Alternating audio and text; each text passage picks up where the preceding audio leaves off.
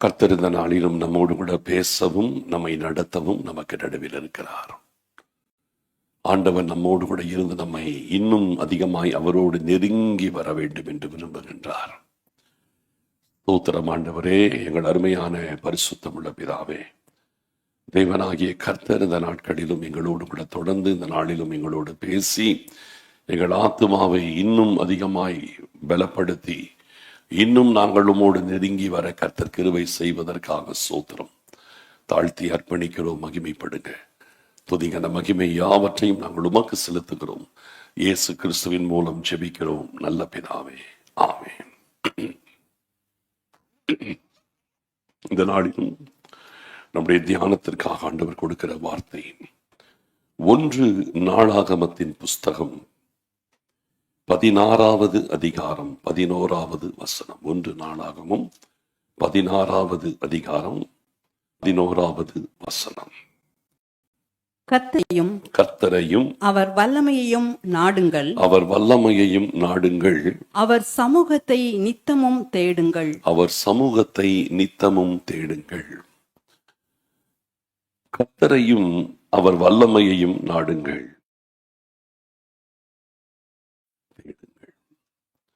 ஆண்டவர் நமக்கு எவ்வளவு பெரிய ஒரு காரியத்தை தூண்டுதலாக சொல்றார். கர்த்தரை, அவருடைய வல்லமையை ஒரு தேவ பிள்ளை நாடணும். அவர் சமூகத்தை நித்தமும் நாம் தேட வேண்டும். எப்பொழுதுமே தேவ சமூகத்தை நாம் தேட வேண்டும். தேவ சமூகம் என்பது ஒரு மகிமையான காரியம். நிறைய பேருக்கு தேவ சமூகம் என்றால் என்னதென்பதே தெரியாமல் இருக்கிறார்கள். இன்னைக்கு இந்த செய்தி கொஞ்சம் ஸ்ட்ராங்கான செய்தி தான், கொஞ்சம் டஃப்பானது தான். ஆனால் கர்த்தர் உங்களுக்கு புரிய வைப்பார். பல விஷயங்களை நம்ம படிக்கிறதுனாலே புரிய முடியாது, அனுபவத்துல தான் நம்ம புரிந்து விட முடியும். புரியுதுங்களா? சில விஷயத்தெல்லாம் வெறும் பைபிளை படிக்கிறதுனால புரியவே முடியாது. அது அனுபவத்துல வரும்போது நீங்கள் கண்டிப்பாய் அறிய முடியும். அதனாலதான் ஆண்டவர் நமக்கு ஒரு காரியம், ஒரு பாயிண்ட் அப்படி ஸ்டார்ட் பண்ணி விட்டார்னா அதை அனுபவத்திற்குள் போகிறதற்கு நம்ம பிரயாசப்படணும். அப்படி அனுபவத்திற்குள் போக நீங்க பிரயாசப்படும் பொழுது, அதை அனுபவமாக்கும் போது நீங்கள் இதுதானா இது அப்படி சொல்லி நீங்கள் ஈஸியா புரிஞ்சுக்குவீங்க. கர்த்தரையும் அவருடைய வல்லமையையும் நாடுங்கள், அவர் சமூகத்தை நித்தமும் தேடுங்கள். தேவ சமூகம், தேவ சமூகம்னா என்னன்றது முதலாவது நம்ம தெரியாமல் இருக்கிறோம். ஆண்டவர் மோசையை பார்த்து சொன்னார். இன்னைக்கு அது பாயிண்ட்ல வரும். என் சமூகம் உனக்கு முன்பாக செல்லும், நான் உனக்கு இளைப்பாறுதல் தருவேன். தேவ சமூகம். அப்ப இந்த இடத்தில் கர்த்தரையும் அவருடைய வல்லமையையும் ஒரு தேவ பிள்ளை நாட வேண்டும். நம்ம எப்பவுமே இதே டீச்சிங்ல நம்ம இருக்கிறதுனால நீங்கள் ஓரளவுக்கு இதை புரியறது கொஞ்சம் ஈஸி. நம்ம உலக பிரகாரமான காரியத்தை நாடி தேடக்கூடாது. நாம் தேட வேண்டியதும் நாட வேண்டியதும் ஆவிக்குரிய காரியங்கள் மட்டும்தான்.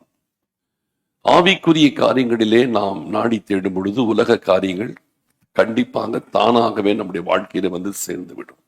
இதுல சந்தேகமே கிடையாது. ஆவிக்குரிய விஷயத்துல தான் நம்முடைய போக்கஸ் எப்பொழுதுமே இருக்கணும். அப்போ கர்த்தரையும் அவருடைய வல்லமையும் நாடுங்கள், அவர் சமூகத்தை நித்தமும் தேடுங்கள் என்று பார்க்கும் பொழுது இது முழுக்க முழுக்க ஆவிக்குரிய தேடுதலை தான் இங்கே வேதம் நமக்கு சொல்லுகிறது. ஆவிக்குரிய தேடுதல். இந்த வருஷத்தின் கடைசி பகுதியில் வந்திருக்கிற நாம் தொடர்ந்து நாம் இன்னும் ஆவிக்குரிய வாழ்க்கையில இன்னும் அதிகமாய் நெருங்க வேண்டும், கர்த்தரை தேடுகிறதுல இருக்க வேண்டும். இந்த வாஞ்சை உங்களுக்குள் என்னைக்குமே குறையாமல் பார்த்துக்கணும். இந்த வாஞ்சைகள் நமக்குள் அதிகரித்து கொண்டே இருக்க வேண்டும். நீங்க ஆண்டவரையும் அவருடைய வல்லமை அவருடைய சமூகத்தை தேடுகிறவர்களாய் மாறிட்டீங்கன்னா நமக்குள் இருக்கிற நெகட்டிவ்ஸ் எல்லாம் அது ஆட்டோமேட்டிக்கா போயிடும். புரியுதுல? நமக்குள்ள இருக்கிற நெகட்டிவ்ஸ் ஆட்டோமேட்டிக்கா போயிடும். நான் சில விஷயத்தெல்லாம் கொஞ்சம் சொல்றது டக்குன்னு யோசிக்கிற மாதிரி இருக்கும். பட் அது ஃபேக்ட் என்னன்னா, பாவத்தை கூட நீங்கள் விட வேண்டிய அவசியமே இல்லை. இதை மட்டும் எடுத்துக்காதீங்க. பாவத்தை கூட நம்ம விட வேண்டிய அவசியம் இல்லை. பாவம் நம்மளை விட்டு போய்விடும். ஆமென். நம்ம விட வேண்டாம், அது நம்மளை விட்டு போய்விடும். எப்படின்னா, நீங்கள் நீதியை தேடும் பொழுது, ஆவிக்குரிய காரியத்திலே தேடும் பொழுது, ஆண்டவரிடத்திலே நெருங்கி வரும் பொழுது இவைகள் ஆட்டோமேட்டிக்காக விலகியே போயிடும். நீங்கள் சிரமப்பட்டு போராடி பாவத்தோடு மல்லு கட்டிட்டு உட்கார்ந்துட்டு இருந்தீங்கன்னா அது போகாது. இல்லையா? வருஷத்தின் கடைசி நாளிலே நிறைய பேர் அப்படிதான் தீர்மானம் பண்ணி இதை செய்ய மாட்டேன், அதை பண்ண மாட்டேன், இப்படி பண்ண மாட்டேன்னு சொல்லிட்டு தீர்மானம் பண்ணிட்டு அதோடு போராடி பார்த்துட்டு இருப்பாங்க. கண்டிப்பா தோத்துதான் போவாங்க, ஜெயிக்கவே மாட்டாங்க. அதனால நான் என்ன சொல்றேன், இந்த இப்படியெல்லாம் தீர்மானம் பண்ணிட்டு போராடிட்டு இருக்கிறத விட்டுட்டு ஆண்டவரோடு நெருங்குவோம் என்கிற ஒரு தீர்மானத்தோடு நீங்க ஆண்டவரிடத்துல க்ளோஸா போயிட்டு இருந்தீங்கன்னா போக வேண்டியதெல்லாம் போயிட்டே இருக்கும். நிறைவானது வரும் பொழுது குறைவானது ஒழிந்து போயிடும். அவ்வளவுதான், பைபிள் அப்படிதான் சொல்லு. நிறைவானது வரும் பொழுது குறைவானது ஒழிஞ்சு போயிடும். அதனாலே நீங்கள் நீதியை தேடுங்கள், கர்த்தரையும் அவருடைய வல்லமையும் நாடுங்கள், அவர் சமூகத்தை நித்தமும் தேடுங்கள். நீதியை தேடணும். பரிசுத்தம் உள்ளவன் இன்னும் பரிசுத்தமாக தேடணும். நீதி செய்கிறவன் இன்னும் நீதி செய்ய தேடணும். அப்போ ஆட்டோமேட்டிக்கா எல்லா அநீதியான காரியங்கள் நம்மை விட்டு போயிடும். அவிசுவாசம் போயிடும், பயம் போயிடும், குழப்பம் போயிடும், தடுமாற்றம் போயிடும், பாவம் போயிடும். எல்லாமே நம்மளை விட்டு போயிட்டே இருக்கும். ஆண்டவரிடத்தில் நெருங்கினால் அதெல்லாம் ஆட்டோமேட்டிக்கா போயிட்டே இருக்கும். அப்போ நம்முடைய வாழ்க்கையிலே இந்த வாஞ்சைகள் நமக்குள் நல்லா இருக்கணும். ஸ்பிரிச்சுவல் டிசையர், இதுலாம் ஸ்பிரிச்சுவல் டிசைர், ஆவிக்குரிய வாஞ்சை, ஆவிக்குரிய ஒரு விருப்பம் நமக்குள் இருக்க வேண்டும். இந்த ஆவிக்குரிய வாஞ்சைகள் விருப்பங்கள் நமக்குள்ள நீங்க உருவாக்கிட்டீங்கன்னா, அதை தக்க வைத்துக்கிட்டீங்கன்னா, நிச்சயமா சொல்றேன், நீங்கள் உலக பிரகாரமாய் வாழவே முடியாது. நீங்கள் போக போக ஆவிக்குரியவர்களாய் மாறிக்கிட்டே போவீங்க. நீங்கள் உலகத்தரமாய் மாற முடியாது. உலகம் உங்களை மேற்கொள்ள முடியாது. நீங்கள் உலகத்தை மேற்கொள்ளுகிறவர்களாய் இருப்பீர்கள். ஆமென். அதான் உண்மை. உலகம் உங்களை மேற்கொள்ளாது, நீங்க உலகத்தை மேற்கொள்வீர்கள். அப்ப இந்த ஸ்பிரிச்சுவல் டிசைர், ஆவிக்குரிய வாழ்க்கையில் அது முக்கியம். நீங்க பைபிள்ல நீங்க பாத்தீங்கன்னா வெற்றி அடைந்தவர்கள் எல்லாருமே பாத்தீங்கன்னா இந்த ஆவிக்குரிய முயற்சி உள்ளவங்களா தான் இருப்பாங்க. பழைய ஏற்பாட்டுல பாத்தீங்கன்னா சாமுவேல், மோசே, எலியா, எலிசா, இவங்கெல்லாம் பாத்தீங்கன்னா ஆவிக்குரிய முயற்சி உள்ளவங்களாவே இருந்தாங்க. அவங்க லைஃப்ல மேல போயிட்டே இருந்தாங்க. புதிய ஏற்பாட்டில் பாருங்க, பவுல் எடுத்துக்கொள்ளுங்கள். யாத்திராகமத்தின் புஸ்தகம் 33வது அதிகாரத்தை மாத்திரம் எடுத்து வைத்துக் கொள்வோம். இந்த 33ஆம் அதிகாரம் ரொம்ப அழகான ஒரு ஆவிக்குரிய அனுபவங்கள் நிறைந்த ஒரு அதிகாரமாக இருக்கிறது. இந்த 33ஆம் அதிகாரத்துல இவ்வளவு ஸ்பெஷல் வருகிறதற்கு காரணம் என்னன்னா, இதுக்கு முன்னாலேயே மோசே ஸ்பிரிச்சுவல் மேன் தான். யாத்திராகமம் 3ஆம் அதிகாரத்துல கர்த்தர் மோசையை சந்திக்கிறத நம்ம பார்க்கிறோம். அதன் பிறகு 18ஆம் அதிகாரத்துல பாத்தீங்கன்னா சீனாய் மலைக்கு கர்த்தர் மோசை ஏறி வர செய்வார். இப்படி ஏறி வர செய்து அங்கே 40 நாள் இருக்க வைத்து அங்கே பல விஷயங்களை கர்த்தர் பேசுவார். இதை நீங்க 18ஆம் அதிகாரத்துல ஆரம்பிச்சு 31ஆம் அதிகாரம் வரைக்கும் அது அப்படியே போயிடும். 32ஆம் அதிகாரத்துல பாத்தீங்கன்னா ஒரு பெரிய கொலாப்ஸ் ஆகும். மோசே சீனாய் மலையில் இருக்கிற அதே நேரத்திலே இங்கே பூமியில கீழே மலையடிவாரத்திலே பார்க்கும் பொழுது ஜனங்கள், இஸ்ரவேல் ஜனங்கள் பொன் கன்றுக்குட்டியை வார்ப்பித்து வணங்கி கர்த்தருக்கு விரோதமாய் பாவம் செய்கிற காரியம் 32ஆம் அதிகாரத்திலே வந்து விடுகிறது. இப்பொழுது மலையின் மேல் இருந்த மோசே இறங்கி வருகிறார், கோபத்தோடு வருகிறார், நடவடிக்கை எடுக்கிறார். ஆண்டவர் அவரோடு கூட பேசுகிறார். இந்த இடத்துல ஒரு மிகப்பெரிய ஒரு சறுக்குதல் வருகிறது, ஒரு பிரச்சனை உருவாகிறது. ஏராளமான ஜனங்கள் செத்து போகிறார்கள். இப்படி பல விஷயங்கள் அந்த இடத்துல நடக்கிறது. கர்த்தருடைய கோபம் பற்றி எரிகிறது. மோசையும் தன்னுடைய நிதானத்தை இழந்து ஆண்டவர் கொடுத்த கற்பலகைகளை எல்லாம் தூக்கி எறிந்து உடைத்து போட, இப்படி எல்லாம் பல பிரச்சனைகள் 32ஆம் அதிகாரத்துல வந்து விடுகிறது. அதுக்கு பிறகு பாத்தீங்கன்னா 33ஆம் அதிகாரத்துல ஆண்டவர் சொல்லிட்டாரு, நான் உங்களோட வரமாட்டேன்ட்டு. இனி நான் உங்களோட வரமாட்டேன். நான் வந்து உங்களை காணான் வரைக்கும் நடத்திட்டு வரணும்னு நினைச்சேன். ஆனால் இனி நான் உங்களோடு வந்தால் இதே போல காரியத்தை நீங்கள் தொடர்ந்து செய்வீர்கள். நீங்கள் வணங்கா கழுத்துள்ள ஜனங்கள் ஆகையினாலே இப்படி நீங்கள் தொடர்ந்து செய்யும் பொழுது என் கோபம் பற்றி எறிந்து நீங்கள் நிர்மூலமாயிடுவீங்க. அதனாலே நான் வரமாட்டேன், ஒரு தூதனை மாத்திரம் உங்களுக்கு முன்பாய் அனுப்புகிறேன் என்று சொல்லி ஆண்டவர் வருத்தத்தோடு சொல்லிட்டார். நான் இனி உங்க கூட வரப்போறது இல்லை, ஒரு தூதனை வைத்து நான் சொன்னதை செஞ்சு கொடுத்துறேன், ஆனா நான் வரமாட்டேன்ட்டார். இதை கேட்கும்போது மோசையுடைய மனசு உடைஞ்சிருச்சு. என்ன ஆண்டவரை, இப்படி நீங்க தானே எங்களுக்கு முக்கியம், நீங்க வராம நாங்க கானானுக்கு போய் என்ன பிரயோஜனம் இல்லையா? நீங்க வராம நாங்க கானானுக்கு போய் என்ன பிரயோஜனம்? நீங்க வரணும் என்ற அவருடைய உணர்வு பாத்தீங்கன்னா இன்னும் அதிகமா ஷார்ப் ஆயிடுச்சு. ஆண்டவர் சொன்ன இந்த வார்த்தை நிமித்தம் ஜனங்களுக்குள் வருத்தம். ஆண்டவர் வருத்தத்தோடு இந்த வார்த்தையை சொல்லிட்டாரு. அதுக்கு பிறகு பார்க்கும் பொழுது மிகுந்த வருத்தம் மோசையுடைய இருதயம் உடைகிறது. இந்த சூழ்நிலையில தான் மோசே ஒரு ஆவிக்குரிய விதத்திலே அந்த இடத்திலே கர்த்தருக்காக எழும்புகிறார். அந்த இடத்துல தான் பார்க்கும் பொழுது முதலாக ஆசரிப்பு கூடாரம் என்று ஒன்று அமைக்கப்படுகிறது. சீனாய் மலையிலே கர்த்தர் ஆசரிப்பு கூடாரத்தை குறித்து பேசினார். இப்பொழுது இங்கே அமைக்கப்படுகிறது. வாசிக்கலாம். 33வது அதிகாரம் 7வது வசனத்திலிருந்து வாசிக்கலாம். மோசே கூடாரத்தை பெயர்த்து அதை பாளையத்துக்கு புறம்பே தூரத்திலே போட்டு அதற்கு ஆசரிப்பு கூடாரம் என்று பெயரிட்டான். அதற்கு ஆசரிப்பு கூடாரம் என்று பெயரிட்டான். கர்த்தரை தேடும் யாவரும் பாளையத்துக்கு புறம்பான போவார்கள். மோசே கூடாரத்துக்கு போகும்போது ஜனங்கள் எல்லாரும் எழுந்திருந்து தங்கள் கூடார வாசலில் நின்று கொண்டு அவன் கூடாரத்துக்குள் பிரவேசிக்கும் மட்டும் அவன் பின்னே பார்த்து கொண்டிருந்தார்கள். மோசே கூடாரத்துக்குள் பிரவேசிக்கையில் மேகஸ்தம்பம் இறங்கி கூடார வாசலில் நின்றது. கர்த்தர் மோசேயோடே பேசினார். போதும், கர்த்தர் மோசேயோடு பேசினார். இப்பொழுது கர்த்தர் ஜனங்கள் இங்கே ஒரு ஆசரிப்பு கூடாரம் அமைக்கப்பட்டிருக்கிறது. யாத்திராகமம் 25:8 தான் ஆண்டவர் சொன்னார், நான் இஸ்ரவேல் புத்திரர் நடுவிலே வாசமாய் இருக்கும் பொருட்டு எனக்கென்று ஒரு பரிசுத்த ஸ்தலத்தை உண்டாக்குவார்களாக. அந்த பரிசுத்த ஸ்தலம் என்று சொல்லப்பட்டதுதான் இந்த ஆசரிப்பு கூடாரம். இந்த ஆசரிப்பு கூடாரத்தை பாளையத்திற்கு வெளியே புறம்பே அதை கொண்டு போய் அதை ஸ்தாபிக்கிறான். மோசே கர்த்தரால் அழைக்கப்படும் பொழுது மோசே ஆண்டவரை சந்திக்கிறதற்கு போகிற இடம்தான் இந்த ஆசரிப்பு கூடாரம். ஆசரிப்பு கூடாரத்திற்கு மோசே கர்த்தர் அழைக்கும் பொழுது ஜனங்கள் எல்லாரும் எழுந்து நின்று பயபக்தியா எழுந்து நிற்பாங்க. மோசே அந்த ஆசரிப்பு கூடாரத்துக்குள் நுழையும் பொழுது கர்த்தருடைய மகிமை, அந்த மேகம் வந்து கூடாரத்துக்கு முன்னால வந்து நிற்கிறது. என்ன ஒரு மகிமையான ஒரு காரியம் நடக்குது பாருங்க. அதை திருப்பி நான் வாசிக்கிறேன் பாருங்க. 9வது வசனத்துல, மோசே கூடாரத்திற்குள் பிரவேசிக்கையில் மேகஸ்தம்பம் இறங்கி கூடார வாசலில் நின்றது. கர்த்தர் மோசையோட பேசினார்.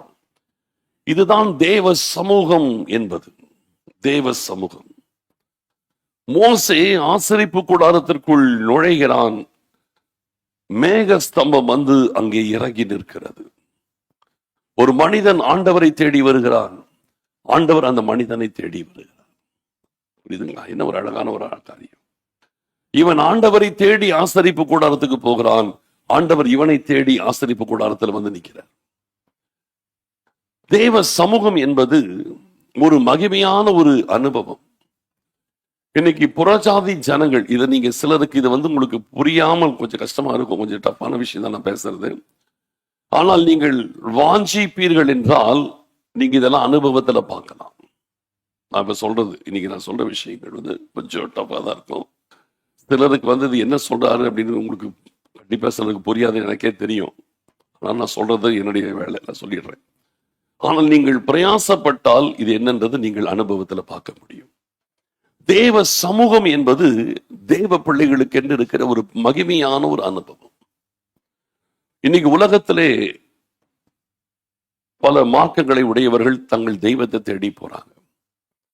உங்கள் தெய்வத்தை தேடி போய் ஏதோ ஒரு நம்பிக்கையிலே ஒரு சிலையை பார்த்து பேசுறாங்க. ஆச்சரியமா தான் இருக்குதுல்ல, சிலையை பார்த்து பேசுறாங்க பாருங்க. ஒரு சிலையை பார்த்து பேசுறாங்க, ஒரு நம்பிக்கையில என்னமோ பேசுறாங்க, வராங்க, அவ்வளவுதான். இன்னைக்கு தேவ பிள்ளைகள் அல்லது கிறிஸ்தவர்கள் என்ற நிலையில் இருக்கிறவர்கள், இதிலும் நிறைய பேருக்கு வந்து சபைக்கு வருகிறார்கள், ஏதோ ஒரு நம்பிக்கையில ஜெபிக்கிறார்கள், அப்படியே போயிடுறாங்க. எப்படி புறஜாதி மனுஷன் ஒரு நம்பிக்கையோடு தான் தெய்வமாய் நினைக்கிற ஒரு இடத்துல வந்து நின்றுட்டு என்னமோ ஒண்ணு சொல்லிட்டு ஒரு விண்ணப்பம் பண்ணிட்டு ஒரு ஜெபம் பண்ணிட்டு ஒரு நம்பிக்கையில போயிடுறாங்களோ, அதே போல ஆண்டவருடைய பிள்ளைகளும் அப்படி இருப்பது என்பது சரியானது கிடையாது. நான் சபைக்கு போனேன், ஆண்டவரை நோக்கி ஜெபிச்சேன், ஆண்டவருக்கு ஸ்தோத்திரம் பண்ணேன், 2 பாட்டு பாடினேன், பிரசங்கம் கேட்டேன், வந்துட்டேன் அப்படின்னீங்கன்னா அதுக்கும் மற்ற மார்க்கத்தார் செய்கிறதற்கும் பெரிய வித்தியாசம் கிடையாது. நம்முடைய ஆண்டவர் ஜீவனுள்ள தேவன், ஜீவிக்கிறவர். சபை ஆராதனையிலே ஆண்டவர் உலாவிக் கொண்டிருக்கிறார். அன்றைக்கு மோசையை சந்திக்கும்படி தேவனாகிய கர்த்தர் அங்கே மேக ஸ்தம்பத்திலே வந்து கூடார வாசலில் கர்த்தர் இறங்கி நின்றார். அதே காரியத்தை அதை விட மேலாக நம்ம ஞாயிற்றுக்கிழமை ஆராதிக்க வரும் பொழுது, அதனால சொல்றேன், ஆராதனையுடைய இம்பார்ட்டன்ஸ் சொல்றேன். நம்ம ஆராதிக்க வரும் பொழுது ஆண்டவர் நம்மை சந்திக்கிறார். தாகத்தோடு நம்ம ஆண்டவரை தேடும் பொழுது ஆண்டவர் நம்மை சந்திக்கிறார். நம்முடைய இருதயத்தை பார்க்கிறாரு, நம்மளை சந்திக்கிறார். ஆண்டவர் இயேசு கிறிஸ்துவை நமக்கு வாக்கு கொடுத்திருக்கிறார். வெளிப்படுத்தின விசேஷம் 1 அதிகாரம் கடைசி 2 வசனங்களை பார்த்தீங்கன்னா, அந்த 7 நட்சத்திரங்களை தமது வலது கரத்தில் ஏந்தி கொண்டு 7 பொன் குத்து விளக்குகளின் நடுவிலே உலாவிக் கொண்டிருக்கிறவர். அந்த 7 நட்சத்திரங்கள் என்பது 7 சபையின் தூதர்களாம். அந்த 7 குத்து விளக்குகள் என்பது 7 சபைகளாம் என்று சொல்லப்பட்டிருக்கிறது. சபையிலே ஆராதனையிலே ஆண்டவர் உலாவிக் கொண்டிருக்கிறார். இந்த இடத்துல நீங்களும் நானும் இருப்பது எவ்வளவு உண்மையோ அதை விட உண்மை இயேசு கிறிஸ்து இந்த இடத்தில் இருப்பது அதை விட உண்மை. ஆமென். அதான் உண்மை. நீங்களும் நானும் இந்த இடத்தில் இருப்பதை விட இயேசு கிறிஸ்து இந்த இடத்தில் இருப்பது அதிக உண்மை. அப்ப அந்த உண்மையை எத்தனை பேர் உணர்கிறோம்? புரியுதா? அந்த உண்மையை எத்தனை பேர் உணர்கிறோம்? ஆனால் அந்த உண்மையை எத்தனை பேர் உணராமலே போகிறோம்? இதுல நீ ஒவ்வொருத்தரும் யோசிக்க வேண்டிய விஷயம். புரியுதுங்களா? ஆராதனைக்கு வருகிறோம்.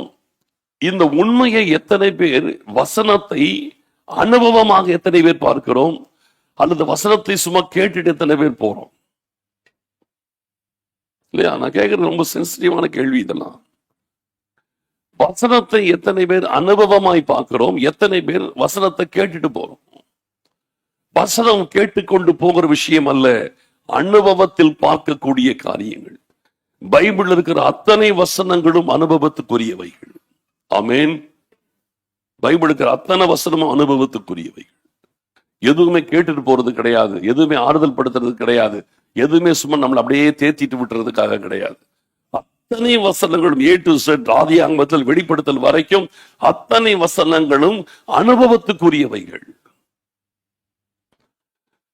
அப்போ வசனத்தை நம்ம வாசிவிட்டு ஆண்டவர் 7 பொன் குத்து விளக்குகளின் நடுவிலே, சபையின் நடுவிலே உலாவிக் கொண்டிருக்கிறார் அப்படின்னு அறிவிலே நாம் அறிந்து விட்டு அவர் நமக்கு நடுவில் உலாவிக் கொண்டிருக்கிறதை உணராமல் இருந்தால் என்ன பிரயோஜனம் நான் கேட்கிறேன். இல்லையா? வசனம் சொல்லி இருக்கிறது 100% கரெக்ட். வானமும் பூமியும் ஒழிந்து போனாலும் என் வார்த்தைகள் ஒழிந்து போவதில்லை. பொய் சொல்வதற்கு தேவன் மனிதன் அல்ல, மனமாறுவதற்கு அவர் மனுபுத்திரன் அல்ல. அவர் சொன்னதை செய்கிறவர், வசனித்ததை நிறைவேற்றுகிற தேவன்.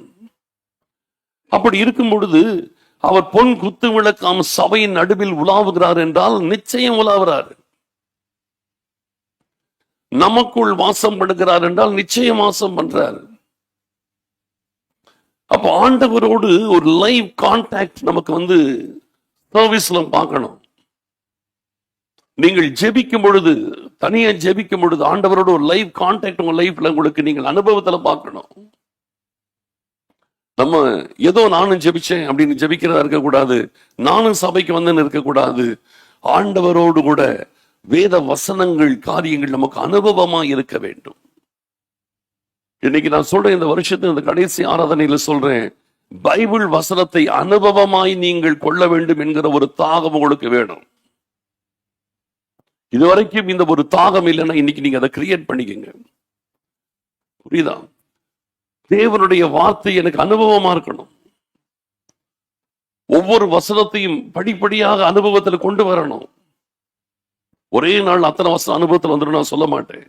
ஆனால் ஒவ்வொரு நாளிலும் நம்முடைய வாழ்க்கையிலே இதெல்லாம் அடிப்படை காரியங்கள் அனுபவத்துல வரணும்.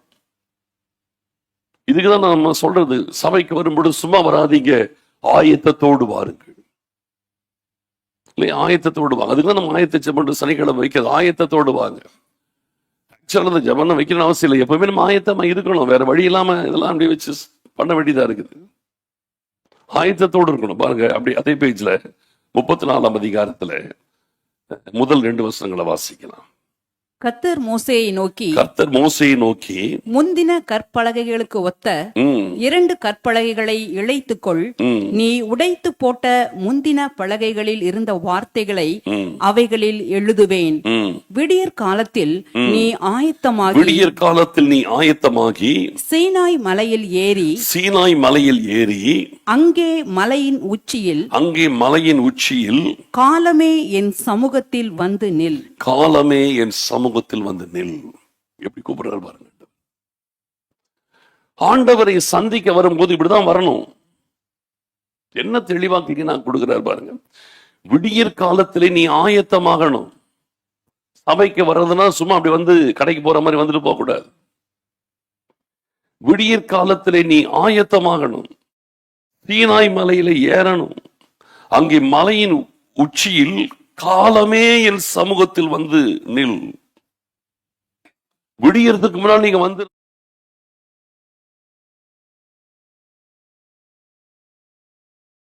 நிக்க கூடாது. காலமே வந்து நில். காலையிலேயே உனக்காக நான் வெயிட் பண்ணிட்டு இருப்பேன். காலையிலேயே வந்து நில். சீனாய் மலையின் கொடுமுடியில் அங்கே காலமே வந்து நில். மலை உச்சியில் வந்து நில்லுங்கிறார். அப்ப மோசே கிட்ட ஆண்டவர் வந்து அவரை சந்திக்க வர்றதுக்கு ஆயத்தமாய வாப்பாங்கிறார். ஆயத்தம் இல்லாம வராது. பழைய ஏற்பாட்டு காலத்துல ஒருவன் கர்த்தரை சந்திப்பதற்கே ஒரு ஆயத்தம் தேவைன்னா, புதிய ஏற்பாட்டு காலத்துல ஆண்டவரை சந்திப்பதற்கு நம்ம எவ்வளவு ஆயத்தத்தோடு தேவ சமூகத்திற்கு வர வேண்டும். தேவ சமூகத்தை நீங்கள் சபையிலே அனுபவிக்க வேண்டும் என்றால், நீங்க சபைக்கு வரும்போது தேவ பிரசன்னத்தை நீங்கள் அனுபவிக்க வேண்டும் என்றால், பேசிக்கா சொல்றேன், உங்களுக்குள் இந்த ஆயத்தம் என்கிறது ஒன்று காணப்பட வேண்டும். ஆயத்தம் இருக்கணும். சும்மா அப்படி கிளம்பி வரக்கூடாது. மைண்ட் ப்ரிப்பேர்டா வரணும். ஆண்டவரை சந்திக்க போறோம். ஆண்டவருடைய பிரசன்னத்தை அனுபவிக்க போறோம். அந்த ஆயத்தம் நம்ம இருக்கணும்.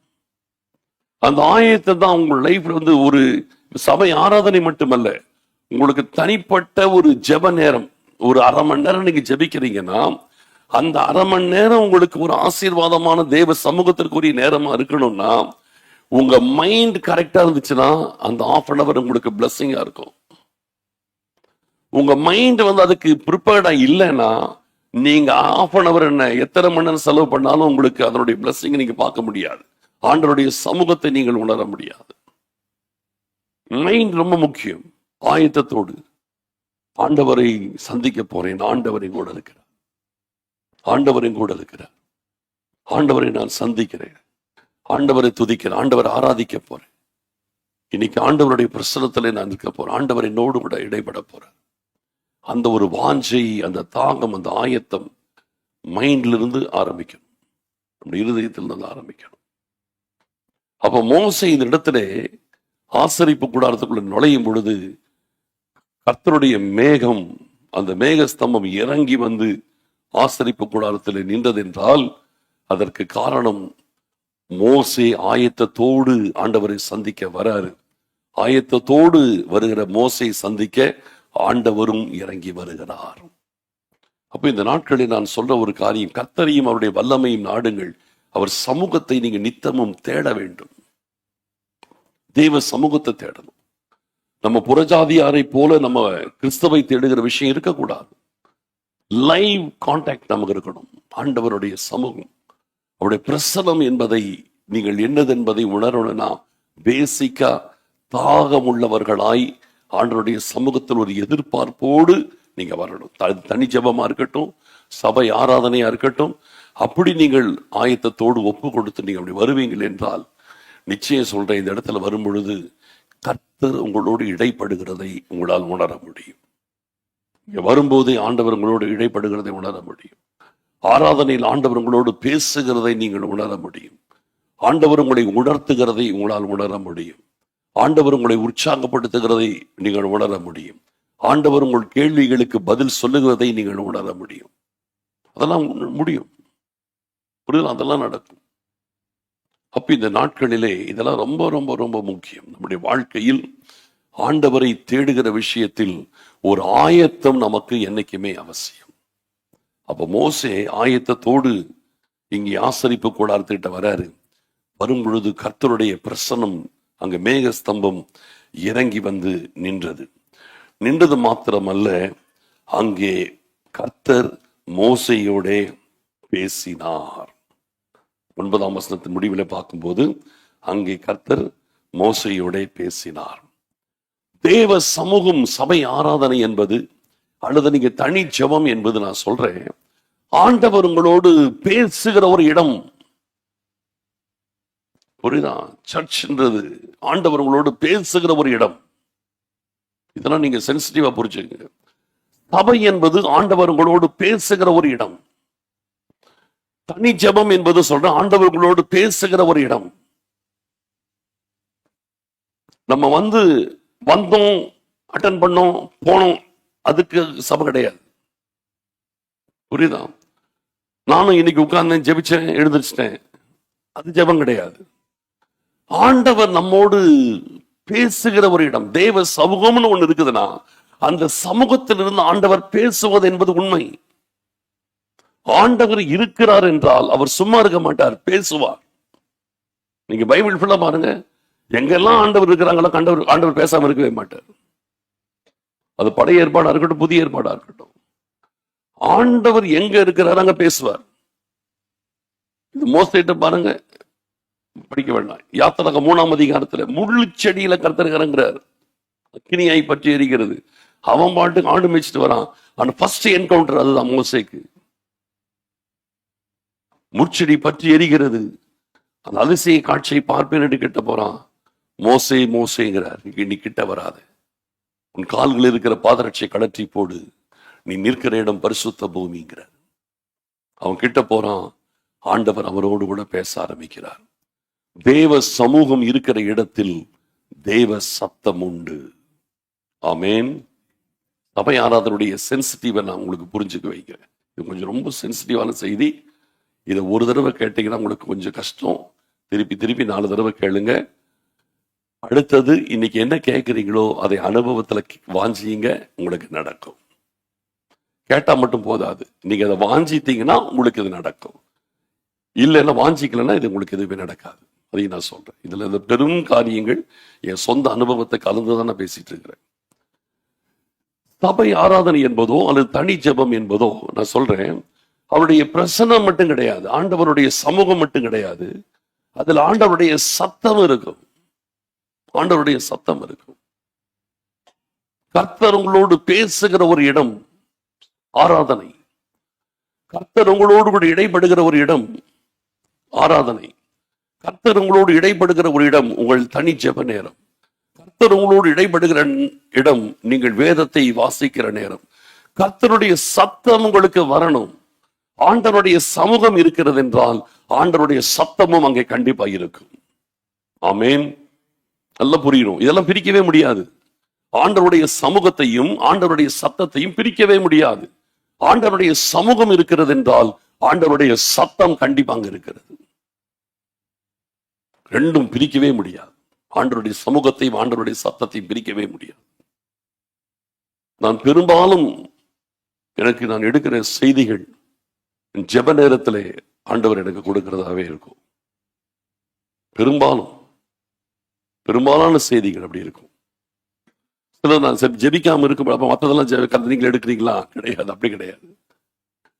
இந்த செய்தி ஒண்ணு ஜெப நேரத்தில் இருக்கும், இல்லைன்னா ஒண்ணு சாதாரணமா அப்படி இருக்கும்பொழுது இந்த மைண்ட்ல சடனா கர்த்தர் அப்படி பேசுறதா இருக்கும். ஜெபிச்சிட்டு பேர் சொல்ல முடியாது, சாதாரணமா இருப்பேன், திடீர்னு மைண்ட்ல ஆண்டவர் அது பேசுகிறதா இருக்கும். ஆக மொத்தத்திலே அது கர்த்தரிடத்திலிருந்து வந்தது என்பதில் எனக்கு எந்த சந்தேகமும் கிடையாது. புரியுதுங்களா? அந்த செய்திக்கான தலைப்பு வசனத்தை வேணும், அதுக்கு பிறகு நான் இதுக்கு என்ன தலைப்பு கொடுக்கலாம் அது வேணும் யோசிச்சு தலைப்பு வசனத்தை எடுப்பேன். பட் அந்த மெசேஜ், நான் செர்மன் சொல்ல, நான் செர்மனை பத்தி பேசல, மெசேஜ் சொல்றேன். செர்மன் வேற, மெசேஜ் வேற. செர்மன் நிறைய பேருக்கு செர்மன் கேட்கறாங்க, என்ன ஒரு மணி நேரம் கேட்டு ஆஹா நல்லா இருந்துச்சு, அப்ப நீங்க செர்மன் கேட்டீங்க, ஒரு நல்ல செர்மனை கேட்டீங்க, ஒரு நல்ல ஒரு சொற்பொழிவை கேட்டீர்கள் அப்படி எடுத்துக்கலாம். அப்படி வேற மாதிரி சொன்னா புரியுதா? இது சொற்பொழிவு கிடையாது. ஆனால் ஆண்டவருடைய சத்தத்தை கேட்கிறது என்பதுதான் மெசேஜ். நான் மெசேஜை கேட்கிறேன், அந்த மெசேஜை கொடுக்கிறேன், நான் கேட்ட மெசேஜ் உங்களுக்கு வரும். புரியுதா உங்களுக்கு? நான் என்ன மெசேஜ் ஆண்டவர்கிட்ட கேட்டேனோ அந்த மெசேஜ் தான் உங்களுக்கு வரும்.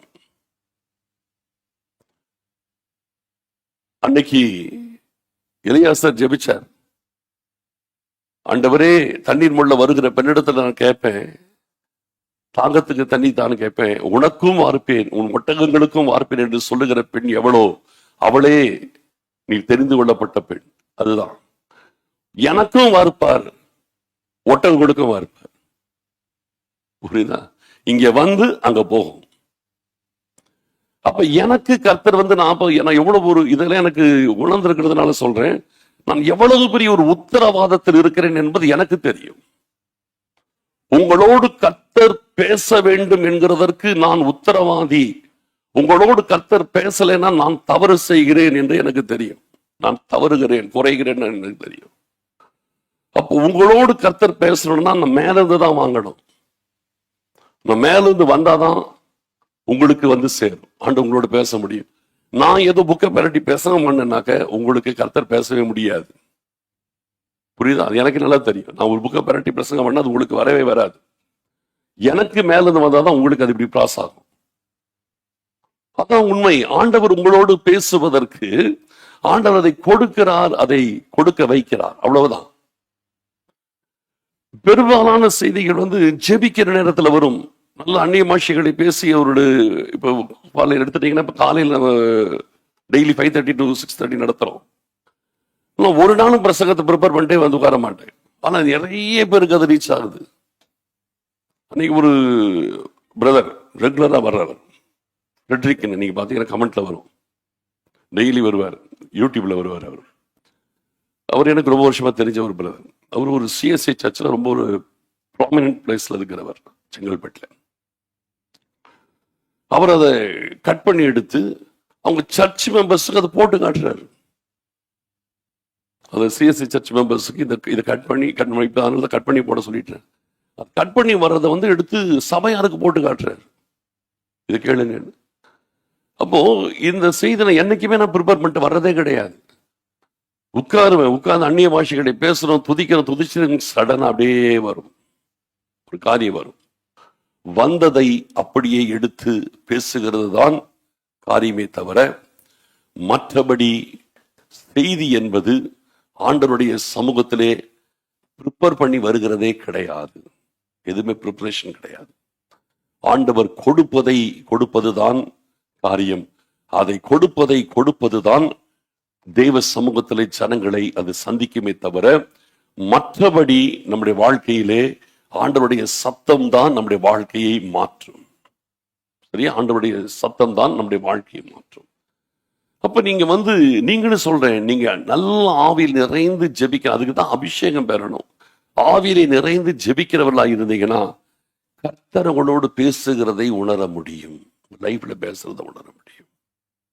நீங்க நல்ல ஆவியிலே நிறைந்து ஜெபிக்கிற ஒரு நபராக இருந்தால் உங்களுடைய லெவலுக்கு ஏற்ற மாதிரி ஆண்டவர் அதுக்கேற்ற மாதிரி பேசுவார். உங்களுக்கு எப்படி புரியுமோ அப்படி பேசுவார்.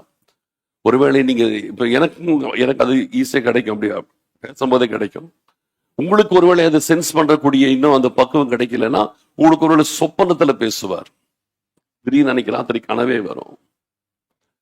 சில நேரத்துல பாத்தீங்கன்னா பைபிள் படிக்கும் போது நீங்க அதுக்கு பிறகு பைபிள் படிப்பீங்க, பளிச்சு உங்களுடைய வாழ்க்கைக்குரிய காரியம் பளிச்சுனங்க வரும், எப்படி வேணாலும் வரும். ஆண்டவர் நிறைய வெரைட்டி வச்சிருக்கிறார், பேசுறதுல நிறைய வெரைட்டி வச்சிருக்கிறார். சில செய்திகள் எனக்கு சொப்பனத்துல வந்திருக்கிறது, சில நேரத்தில் அப்படியே கனவுல வரும், சில நேரத்தில் ஜெபிக்கும் போது வரும், சில நேரத்தில் சும்மா இருக்கும் போது வரும், சில நேரத்தில் அந்த பைபிள் படிக்கும் போது வரும். ஒரு நாள் ஒன்று வித்தியாசமா வந்துச்சு, ஒரு நாள் அதை எனக்கு மறக்கவே முடியாது. அன்னைக்கு எனக்கு செய்தி அப்படியே அதுக்காக ஜெபி இது பண்ணிட்டு இருக்கிறேன். அன்னைக்கு நைட் பார்த்தீங்கன்னா கனவு, ஒரு நாள் நைட் கனவு. அந்த கனவுல நானே பிரசங்கம் பண்ணிட்டு இருக்கிறேன், நானே உட்கார்ந்து கேட்டு இருக்கிறேன். இது என் லைஃப்ல ஒரு தடவை நடந்துச்சு, எனக்கு இன்னைக்கு அது புரியல. அந்த கனவுல பார்க்கும்போது நானே பிரசங்கம் பண்ண, நானே உட்கார்ந்து கேட்டுட்டு இருக்கிறேன். Full message. எழுந்திரிச்ச உடனே அந்த கனவு அப்படியே பளிச்சுன்னு நிற்கிது. நான் பண்ண பிரசங்கம் எனக்கே அப்படியே பளிச்சுன்னு நிற்கிது. அப்ப புரிஞ்சுட்டேன், இது இந்த ஞாயிற்றுக்கிழமை கர்த்தர் ஜனங்களுக்கு வச்சிருக்கிறது, தம்முடைய பிள்ளைகளுக்கு இதை வச்சிருக்கிறார். அப்போ இப்படியெல்லாம் பேசுறார், விதவிதமா பேசுவார். ஆக மொத்தத்துல அவர் பேசணும்னு நினைக்கிறதை பேசாமல் இருக்க மாட்டார். நான் ஒண்ணு சொல்றேன், உங்களுக்கும் கர்த்தர் பேசணும்னு நினைக்கிறாரு. அதுக்குதான் அவருடைய சமூகம் வருது. அவருடைய சமூகமும் அவருடைய சத்தமும் பிரிக்கவே முடியாது. ஆமென். அதனாலதான் கர்த்தரையும் அவருடைய சமூகத்தையும் நாடுங்கள். கர்த்தரையும் அவருடைய வல்லமையும் நாடுங்கள். அவர் சமூகத்தை நித்தமும் தேடுங்கள். அவர் சமூகத்தை நீங்கள் தேடுங்க. ஆண்டவரே, நீங்க எங்க கூட இருக்கணும். ஆண்டவரே, எனக்குள்ள நீங்க நிறைவாயிருங்க, எனக்கு கூட நீங்க இருங்கப்பா. அதான், வேற ஒண்ணும் இல்லை. அந்த சமூகத்தை நீங்க தேடணும். என்னமோ ஒரு காரியம் அப்படி போடக்கூடாது. உங்க மைண்ட் பியூர் ஆண்டவரை தேடுகிறதா இருக்கணும். நாம் பெருமை வேற எதுக்குமே ஜெபிக்கிறது கிடையாது. உலகத்துக்கு அறிந்தது வேற விஷயம், அது கிடையவே கிடையாது. மற்றபடி கூட பெருசா ஒன்றும் அப்படி ஜெபிக்கிறது கிடையாது. இது மாதிரிலாம் இது அது இதெல்லாம் ஜெபிச்சுட்டு இருக்கிறது கிடையாது. ஆண்டவரே, நீர் எங்களோட என்னோட நீங்க இருக்கிறதுக்காக சோத்திரம் ஆண்டவரே. நான் அப்படி அந்த சமூகத்தை வாஞ்சித்தால் போதும், அதுக்குள்ளே எல்லாமே நடந்துடும். அதுக்குள்ளே அத்தனை அது என்னென்ன வேணுமோ அதெல்லாம் உள்ளே வந்துடும். ஆண்டவர் மட்டும் நம்ம கூட இருந்தால் போதும், அவருடைய வார்த்தையும் கூடவே வரும். ஆமென். ஆனால் இன்னையிலிருந்து நான் சொல்றேன், ஆண்டவரே என் கூட இருங்க, என் கூட இருங்க, உங்களுடைய பிரசன்னம் என்னோட இருக்கட்டும். உங்களுடைய இருதயம் அதில் மட்டும் வாஞ்சிக்கணும், அதை மட்டும் தேடுங்க, அதை மட்டும் தாகத்தோடு இருங்க. கர்த்தருடைய சத்தம் உங்களுக்கு தூரமாய் இருக்காது. ஆண்டவர் உங்களோடு பேசுகிறது உங்களுக்கு வழக்கமாய் மாறிவிடும். ஆமென். ஆண்டவர் அது பேசுவார், எப்படியும் பேசுவார், எல்லார்கிட்டையும் பேசுவார். தேவன் பட்சபாதம் உள்ளவர் அல்ல. யாவரோடும் அவருடைய சமூகத்தை விளங்க பண்ணுவார். யாவரோடும் கர்த்தர் பேசுவார். இதெல்லாம் உண்மை. இது சாதாரண இதுவே கிடையாது. நான் அன்னைக்கு நேற்று சொன்னேன். அதாவது சமீபத்தில் ஒரு இதாக கேட்டு ஒரு ஊழியருடைய ஒரு பேட்டியில இருந்துச்சு. நான் இதை குறைய சொல்ல வரல, என்னுடைய இதை சொல்றேன். நான் அதில் பார்க்கும்போது பிரசங்கிமார்கள் நிறைய ஆவிக்குரிய புத்தகங்களை படிக்கணும், அது இருக்கிற தாட்ஸ் எடுத்து கொடுக்கணும் அதில் சொல்லி, அதில் அந்த கருத்தை பற்றி நான் என்ன சொல்ல வரல. இது ஒரு ஸ்டடி அப்படின்னு வரும்போது அதில் ஏதோ ஒரு நல்ல கருத்துக்களை கொடுக்கறத தப்பு கிடையாது. ஆனால் ஒரு ஞாயிற்றுக்கிழமை ஆராதனை அப்படின்னு வரும்போது எங்கிருந்தும் பாரோ பண்ணி கொடுக்க முடியாது, கொடுக்கக்கூடாது. எந்த புக்ல இருந்தும் எதுல இருந்தும் பாரோ பண்ணி கொடுக்க முடியாது, கொடுக்கக்கூடாது. எதுவுமே ஆண்டவரிடத்துல மட்டும்தான் வரணும். அதுல சொல்ல ஒரு கருத்தை என்னால் ஏற்றுக்கவே முடியல. அதனால எனக்கு அது உறுத்திட்டே இருந்துச்சு. இன்னைக்கு ஜனங்கள் நினைக்கிறாங்க, விசுவாசிகள் நினைக்கிறாங்க, அப்படியே போதர் வாங்கி கொடுக்கிறாரு நினைச்சிட்டு இருக்கிறாங்க. அது அப்படி கிடையாது, கிடையாது. அப்படிதான் கொடுக்கிறார். நான் சொல்ல அப்படிதான் கொடுக்கிறார், அப்படியெல்லாம் கிடையாது. அப்படி ஜனங்கள் நினைக்கிறாங்களா? அப்படி கிடையாது. அப்படியெல்லாம் அதை ஒத்துக்கவே மாட்டேன். அப்படி ஒருத்தர் ஊழியம் செய்யறாங்கன்னா அது தெய்வ சத்தமா இருக்காது. ஒவ்வொரு பிரசங்கம் மேல இருந்து வாங்கிதான் இப்படி கொடுத்தாகணும். புக்கை படிச்சுட்டாலும் பிரசங்கம் பண்ணவே முடியாது. வேணா அதை டீச் பண்ணலாம், புரியுதுங்களா? ஒரு வரங்களை பத்தி டீச் பண்றோம் அப்படின்னா அதுக்கான எவ்வளவு காரியங்கள் இருக்குது, கண்காணன்ஸ் இருக்குது. அதை எடுத்துட்டு என்ன செய்யலாம், அது கற்றுக்கிட்டு படிக்கலாம். ஆனால் ஆண்டவர் பேசுகிறது, ஆராதனை ஆண்டவர் நம்மோடு பேசுறதுன்னா அது லைவா தான் வரணும். உங்க வாழ்க்கைக்கு ஆண்டவர் லைவா பேசுவார். உங்கள் தேவைக்கு ஆண்டவர் லைவா பேசுவார். உங்கள் சூழ்நிலைகளுக்கு ஆண்டவர் லைவா பேசுவார். அவருடைய சமூகத்தை நீங்கள் நாடினால் போதும், உங்கள் அத்தனை கேள்விகளுக்கும் உங்கள் அத்தனை பிரச்சனைகளுக்கும் பதில் டைரக்டா கர்த்தர்கிட்ட இருந்து வரும். ஆமென். உண்மையை சொல்றேன், டைரக்டா கர்த்தர்கிட்ட வரும். உங்கள் பிரச்சனைகளுக்கு கர்த்தர் மட்டும் தான் கரெக்டான சொல்யூஷன் கொடுக்க முடியும். உங்கள் கேள்விகளுக்கு கர்த்தர் மட்டும் தான் கரெக்டான சொல்யூஷன் கொடுக்க முடியும். வேற யாரும் கொடுக்க முடியாது. அவர் கொடுக்கிறது மட்டும்தான் கரெக்டா இருக்கும். அதனால என்னைக்குமே சொல்றேன், தேவ சமூகத்தை நாடினீங்கன்னா அங்கே தேவ சத்தமும் கூட வரும். அதில் உங்கள் அத்தனை கேள்விகளுக்கும் பதில் கண்டிப்பா இருக்கும். இங்க 9வது வசனத்திலே கர்த்தர் மோசேயோட பேசினாராம். 10வது வசனத்துல வாசிக்கலாம். ஜனங்கள் எல்லாரும் மேகஸ்தம்பம் கூடார வாசலில் நிற்க கண்டார்கள். ஜனங்கள் எல்லாரும் எழுந்திருந்து தங்கள் தங்கள் கூடார வாசலில் பணிந்து கொண்டார்கள். ஒருவன் தன் சிநேகிதனோட பேசுவது போல கர்த்தர் மோசேயோட முகமுகமாய் பேசினார். பின்பு அவன் பாளையத்துக்கு திரும்பினான். நூனின் குமாரனாகிய யோசுவா என்னும் அவனுடைய பணிவிடைக்காரனாகிய வாலிபன் ஆசரிப்பு கூடாரத்தை விட்டு பிரியாதிருந்தான். போதும். 9வது வசனத்திலேயே கர்த்தர் மோசையோடு பேசினார்னு வந்துருச்சு. 11ஆம் வசனம் வந்து இன்னும் கொஞ்சம் டீட்டெயிலா வருது.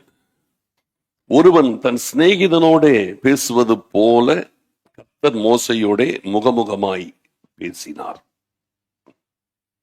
அவர் பேசி முடிச்ச பிறகு மோசே பாளையத்திற்கு திரும்பி விட்டான். பேசுற வரைக்கும் இருந்து கேட்டுட்டு கர்த்தர் பேசி முடிச்ச பிறகு மோசே போயிட்டார். மோசேயோடு கர்த்தர் பேசினார் என்று 9ஆம் வசனம் சொல்லுகிறது.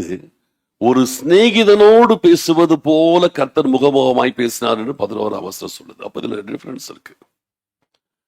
பேசினார் என்பதற்கும் சிநேகிதனோடு பேசுவது போல பேசினார் என்பதற்கு வித்தியாசம் இருக்கு. பேசினார் என்பது ஒரு அடிப்படையில ஒரு கேள்விக்கு ஒரு பதில், ஒரு சூழ்நிலைகளுக்கு ஒரு முடிவெடுக்கணும், அதுக்கு சொல்றார். ஒண்ணு செய்ய வைக்கணும், அதை சொல்லுவார். ஒண்ணு செய்ய வேணும், தடுக்கணும், அதை சொல்லுவார். அப்ப அதை வந்து செய்வார். நீங்க ஹோல் பைபிள் எப்படி பாருங்க. இதை நான் எத்தனையோ தடவை நான் வந்து அப்போஸ்தலர் 16ஆம் அதிகாரத்துல நிறைய தடவை பேசியிருக்கிறேன், நிறைய தடவை சொல்லியிருக்கிறேன். பவுலும் ஸ்தீலாவும் அங்க ஒன்னா ஊழியம் செய்வாங்க. ஆசியாவுக்கு வரணும்னு பவுல் நினைப்பாரு. ஆனா கர்த்தருடைய ஆவியானவர் என்ன செய்தார்? தடை செய்தார். அப்படி போக விட்டாது இருந்தார். உடனே மீசியாவுக்கு போலான்னு 16ஆம் அதிகாரம் 5ஆவது வசனத்துல பாத்தீங்கன்னா தெரியும். மீசியாவுக்கு போல ஆவியானவரோ அவர்களை தடை செய்தார். பின்பு பித்தினியாவுக்கு போலான்னு நினைப்பாங்க. அங்கேயும் ஆவியானவர்களை போக விட்டாது இருந்தார்.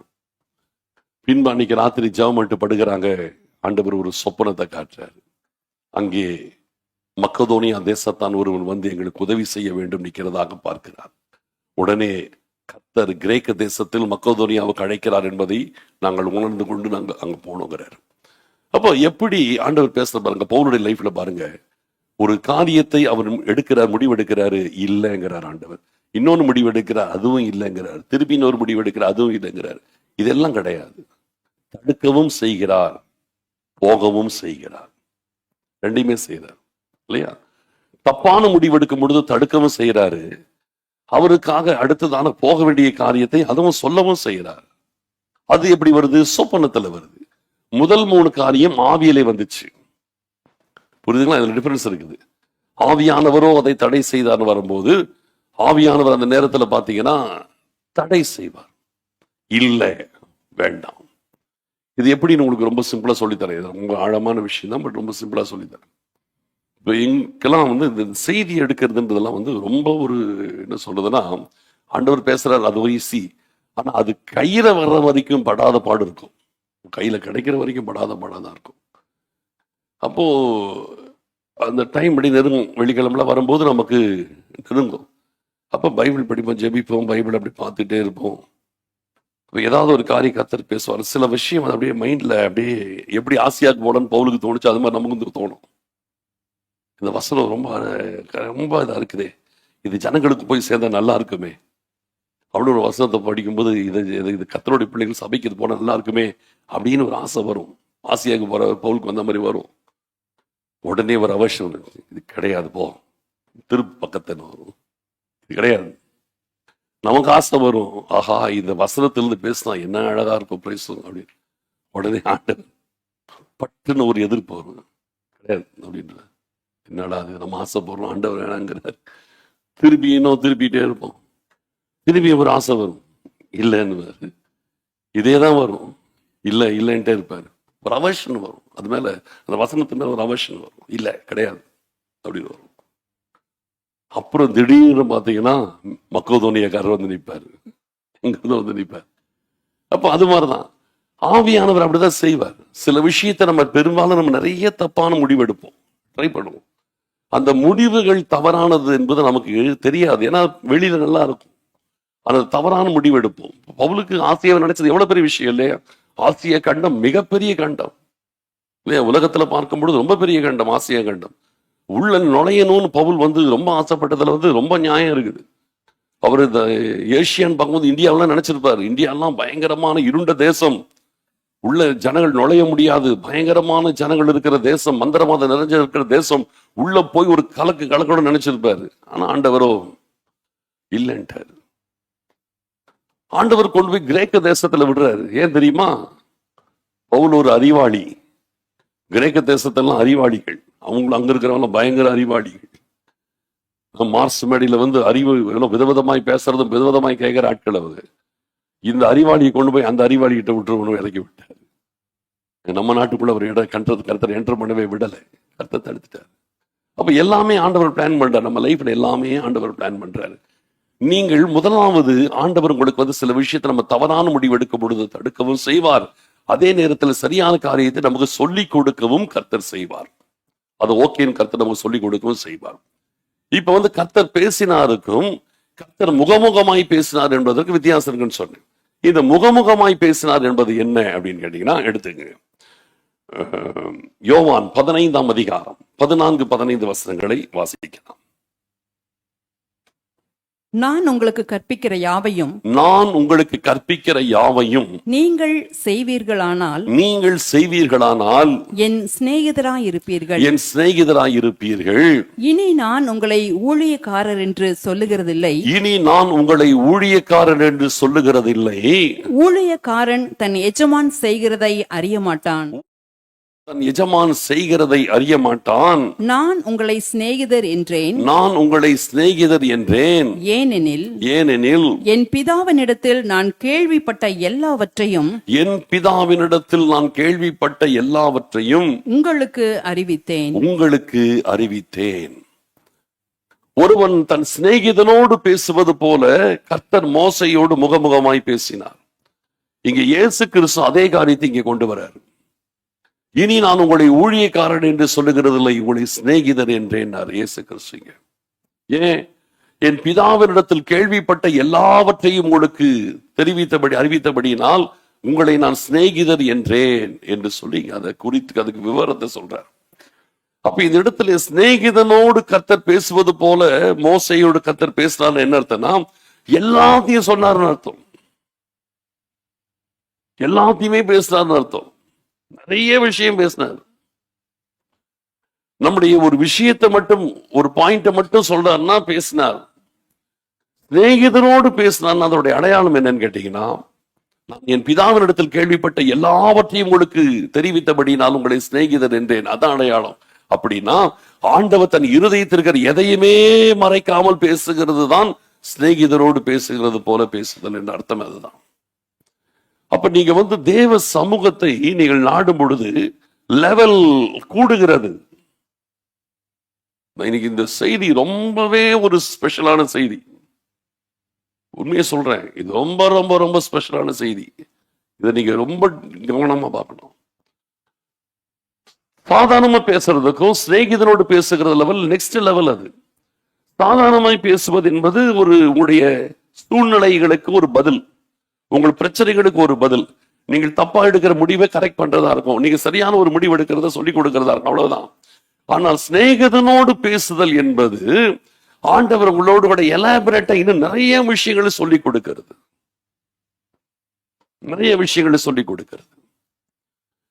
இப்ப உங்களுடைய காரியத்திற்கு மட்டும் உங்களுக்கு பதில் வேணுமா, பைபிள் இருக்கிற எல்லா வசனத்திற்கும் உங்களுக்கு பதில் வேணுமான்றத நீங்க தெரிஞ்சுக்கணும். ஆமென். உங்கள் காரியத்துக்கு மட்டும் பதில் வேணுங்கிறது கர்த்தர் உங்களோடு பேசுறது. ஆனா ஆண்டவர் உங்களோட சிநேகிதனோடு பேசுறதுன்றது நான் எப்படின்னா, பைபிள் நீங்க எந்த பக்கத்தை திறந்தாலும் அது உங்களுக்கு கர்த்தர் பேசுறதா இருக்கும். பல விஷயங்கள் கர்த்தர் உங்களோடு பேசுகிறதா இருக்கும், பல காரியங்கள் உங்களுக்கு கர்த்தர் பேசுறதா இருக்கும். இதுல ஒளிவு மறைவின்றதே கர்த்தருக்கு நமக்கு நடுவில் இருக்கவே இருக்காது. நிறைய பேசுவார்.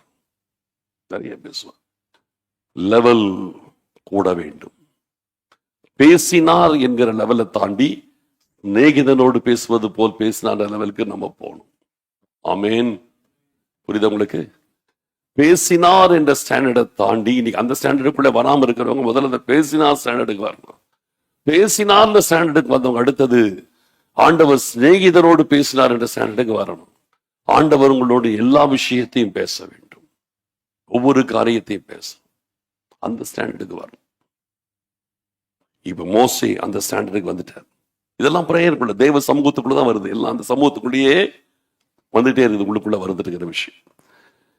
இவ்வளவு பேசினாலும் மோசையோட லைஃப்ல பாத்தீங்கன்னா, உண்மையில சொல்றேன், ரொம்ப என்ன சொல்றது, ஒரு பாவப்பட்ட மனுஷன் மோசே. ஒரு விதத்துல சொல்ல போனா 25 லட்சம் ஜனங்கள், அந்த ஜனங்களும் ஒவ்வொன்றும் ஒரு ஒரு டைப்.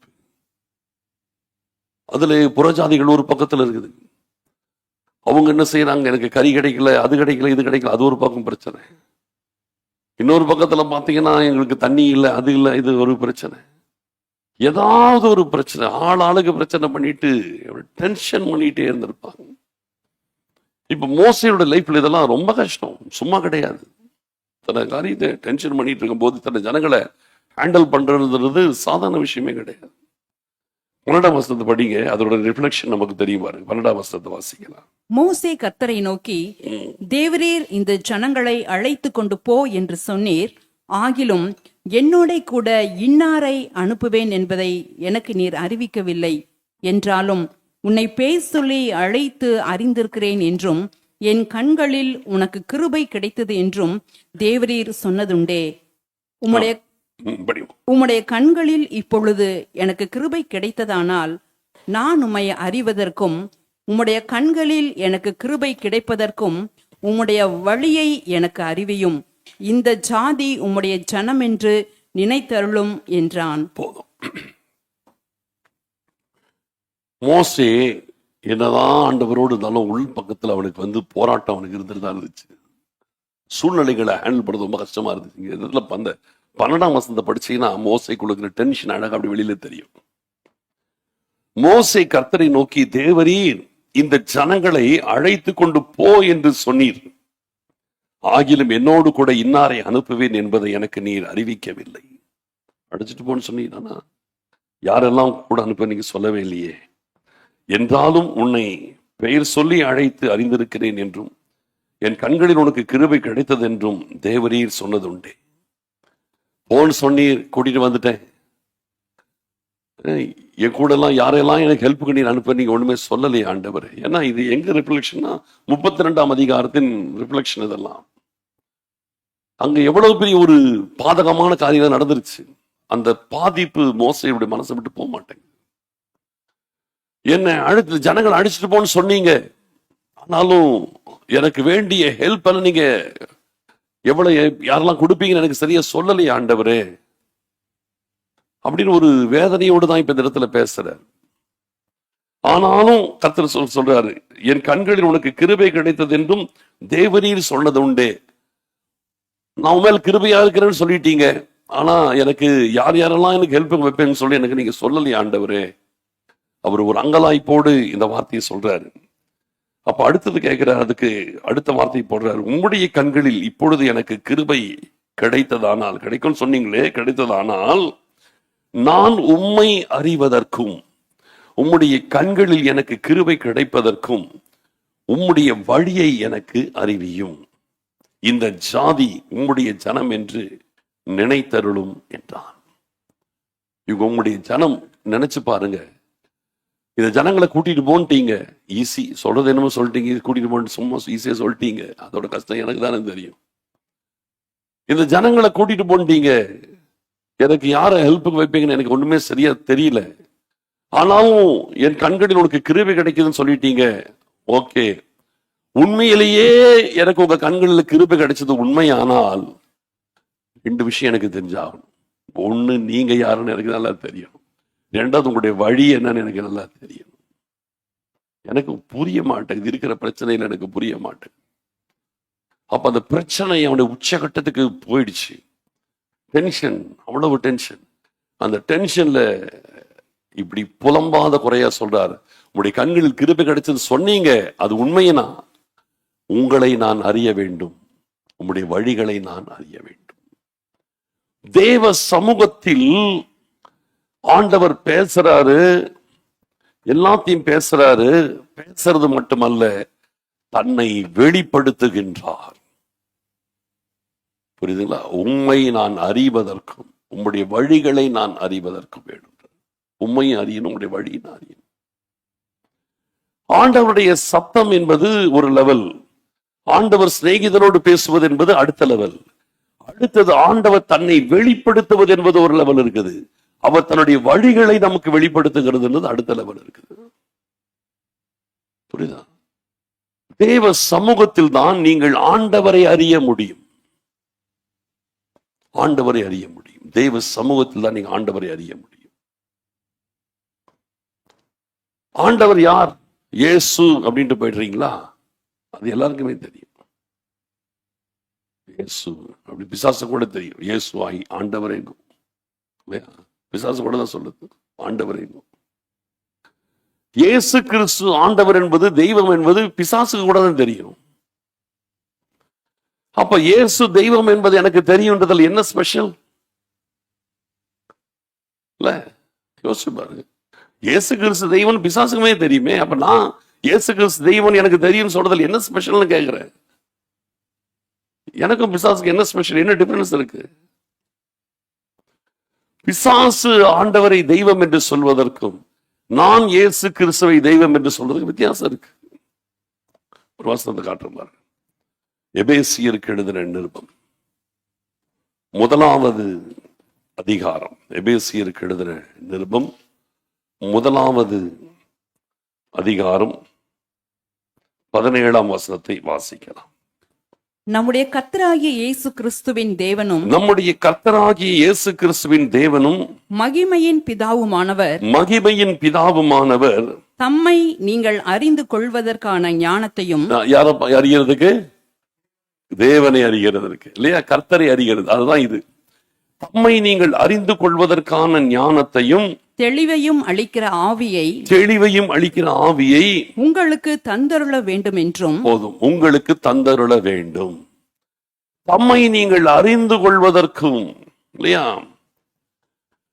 தம்மை அறிந்து கொள்வதற்கு ஆண்டவர் நமக்கு ஞானத்தையும் தெளிவையும் அளிக்கிற ஆவியை நமக்கு தந்தருள வேண்டும்.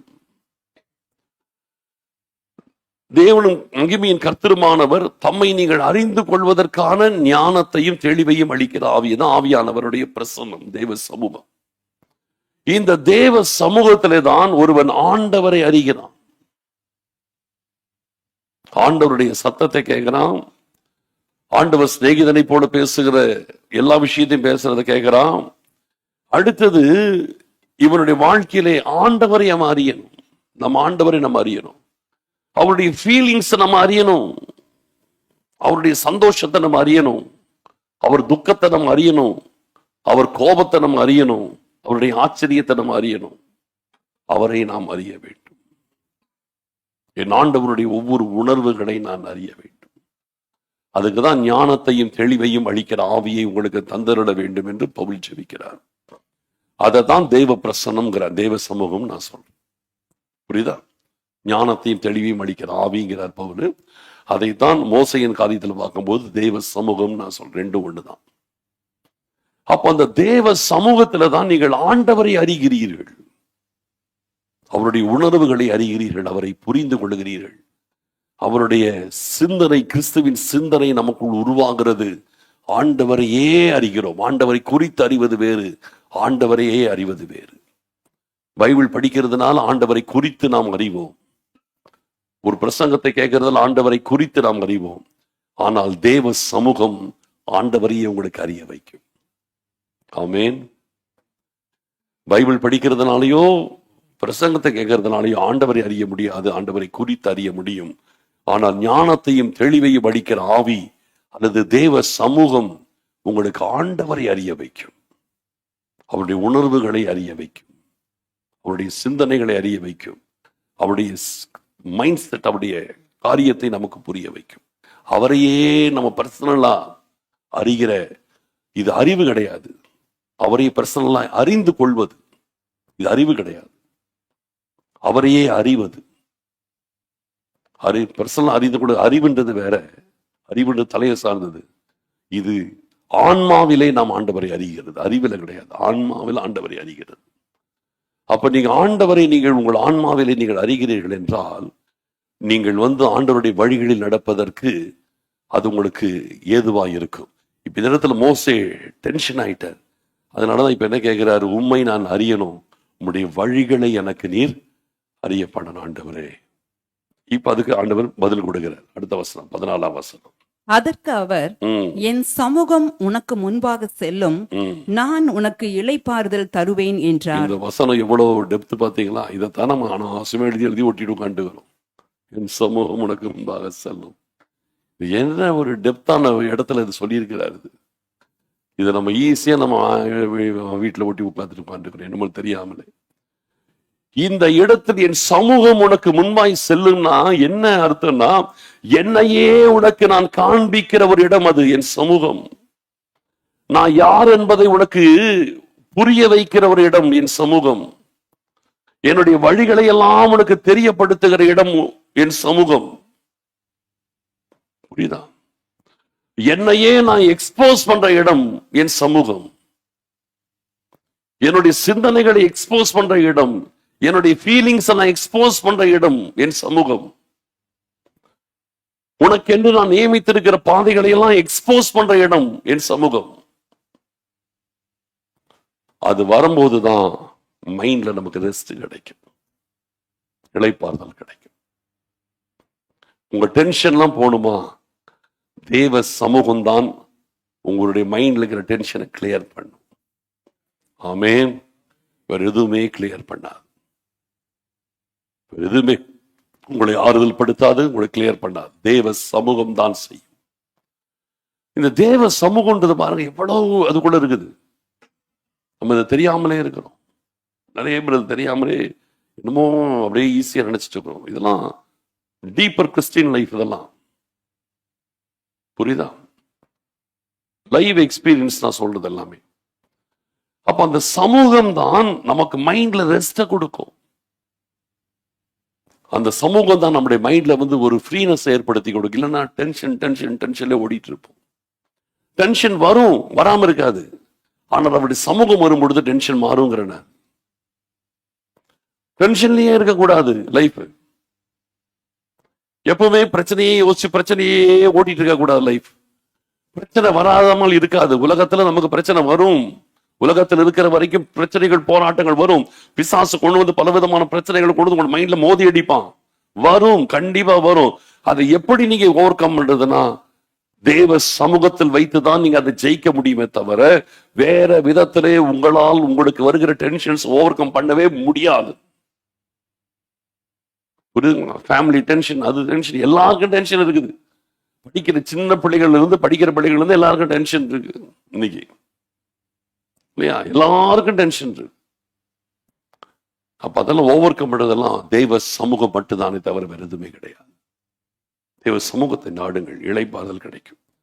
இவ்வளவு தூரம் ஆண்டவர் அந்த சமூகத்துல அடுத்தடுத்து கொண்டு வந்துட்டே இருக்கிறாரு. முதலாவது அவருடைய சமூகம் வருது, பேசுறாரு. ரெண்டாவது சிநேகிதனை போல பேசுறாரு. மூணாவது ஆண்டவர் பார்க்கும்போது அவருக்கு இளைப்பாறுதலை, அவரை அறிய வைக்கிறாரு.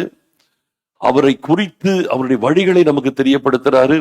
அடுத்தது நம்முடைய அது மூலமா நமக்கு மைண்ட்ல ரெஸ்ட் கொடுக்கிறாரு. இது இன்னும் முடியல, இன்னும் இருக்குது. அப்புறம் அப்பொழுது அவன் அவரை நோக்கி, உம்முடைய சமூகம் என்னோட கூட செல்லாமற் போனால் எங்களை இவ்விடத்திலிருந்து கொண்டு போகாதிரும். எனக்கும் உமது ஜனங்களுக்கும் உம்முடைய கண்களிலே கிருபை கிடைத்தது. நீர் எங்களோட வருவதினால் அல்லவா? இப்படியே பூமியின் மேலுள்ள ஜனங்கள் எல்லாரிலும் நானும் உம்முடைய ஜனங்களும் விசேஷித்தவர்கள் என்று விளங்கும் என்றான். அப்பொழுது கர்த்தர் மோசேயை நோக்கி, நீ சொன்ன இந்த வார்த்தையின்படியே செய்வேன். நீ சொன்ன இந்த வார்த்தையின்படியே செய்வேன். என் கண்களில் உனக்கு கிருபை கிடைத்தது. என் கண்களில் உனக்கு கிருபை கிடைத்தது. உன்னை பேர் சொல்லி அழைத்து அறிந்திருக்கிறேன் என்றார். உன்னை பேர் சொல்லி அழைத்து அறிந்திருக்கிறேன் என்றார். இப்ப இவ்வளவு நேரம் இந்த செய்தி கேட்டிருக்கிறீங்க இல்லையா? இந்த வார்த்தைகளில் எத்தனை பேர் இதுல நீங்க கன்வின்ஸ் ஆகிருக்கிறீங்கன்றதுல இனிதான் இருக்குது. எத்தனை பேர் இதுல ரியலாவே உங்கள் இருதயம் இதை நம்ம அடையணும்ன்ற ஒரு தாகம் இருக்கிறதோ, இல்ல எத்தனை பேர் இது அப்படியே என்னமோ சொல்றாருன்னு கேட்டுட்டு இருக்கிறதோ? சிலருக்கு நிச்சயமா சொல்றேன், இந்த செய்தி இப்ப கொஞ்சம் சிலருக்கு போர் அடிக்கும், எனக்கு நல்லாவே தெரியும். ஒரு சிலருக்கு இந்த செய்தி இப்ப ரொம்ப போரா இருக்கும். என்ன சொல்ற ஒண்ணுமே புரிய மாட்டேங்குது என்று இருக்கும். சிலருக்கு கண்டிப்பா இந்த செய்தி போர் அடிக்கும், எனக்கு நல்லாவே தெரியும். அப்போ சில இப்படி இருக்கும்போது ஆண்டவர் என்ன செய்யறாரு, இந்த இடத்தில் ஒருவன் தேவ சமூகத்தை வாஞ்சிக்கிறதை கனப்படுத்துகிறது. அது எவ்வளவு விசேஷமானது. இப்ப நீங்க வாஞ்சையோடு இந்த செய்தியின்படி என் லைஃப் இருக்கணும் அப்படின்னு அந்த வாஞ்சை உங்களுக்கு இருந்தா நீங்க ரியலி பிளஸட். நீங்க ரியலி பிளஸட்.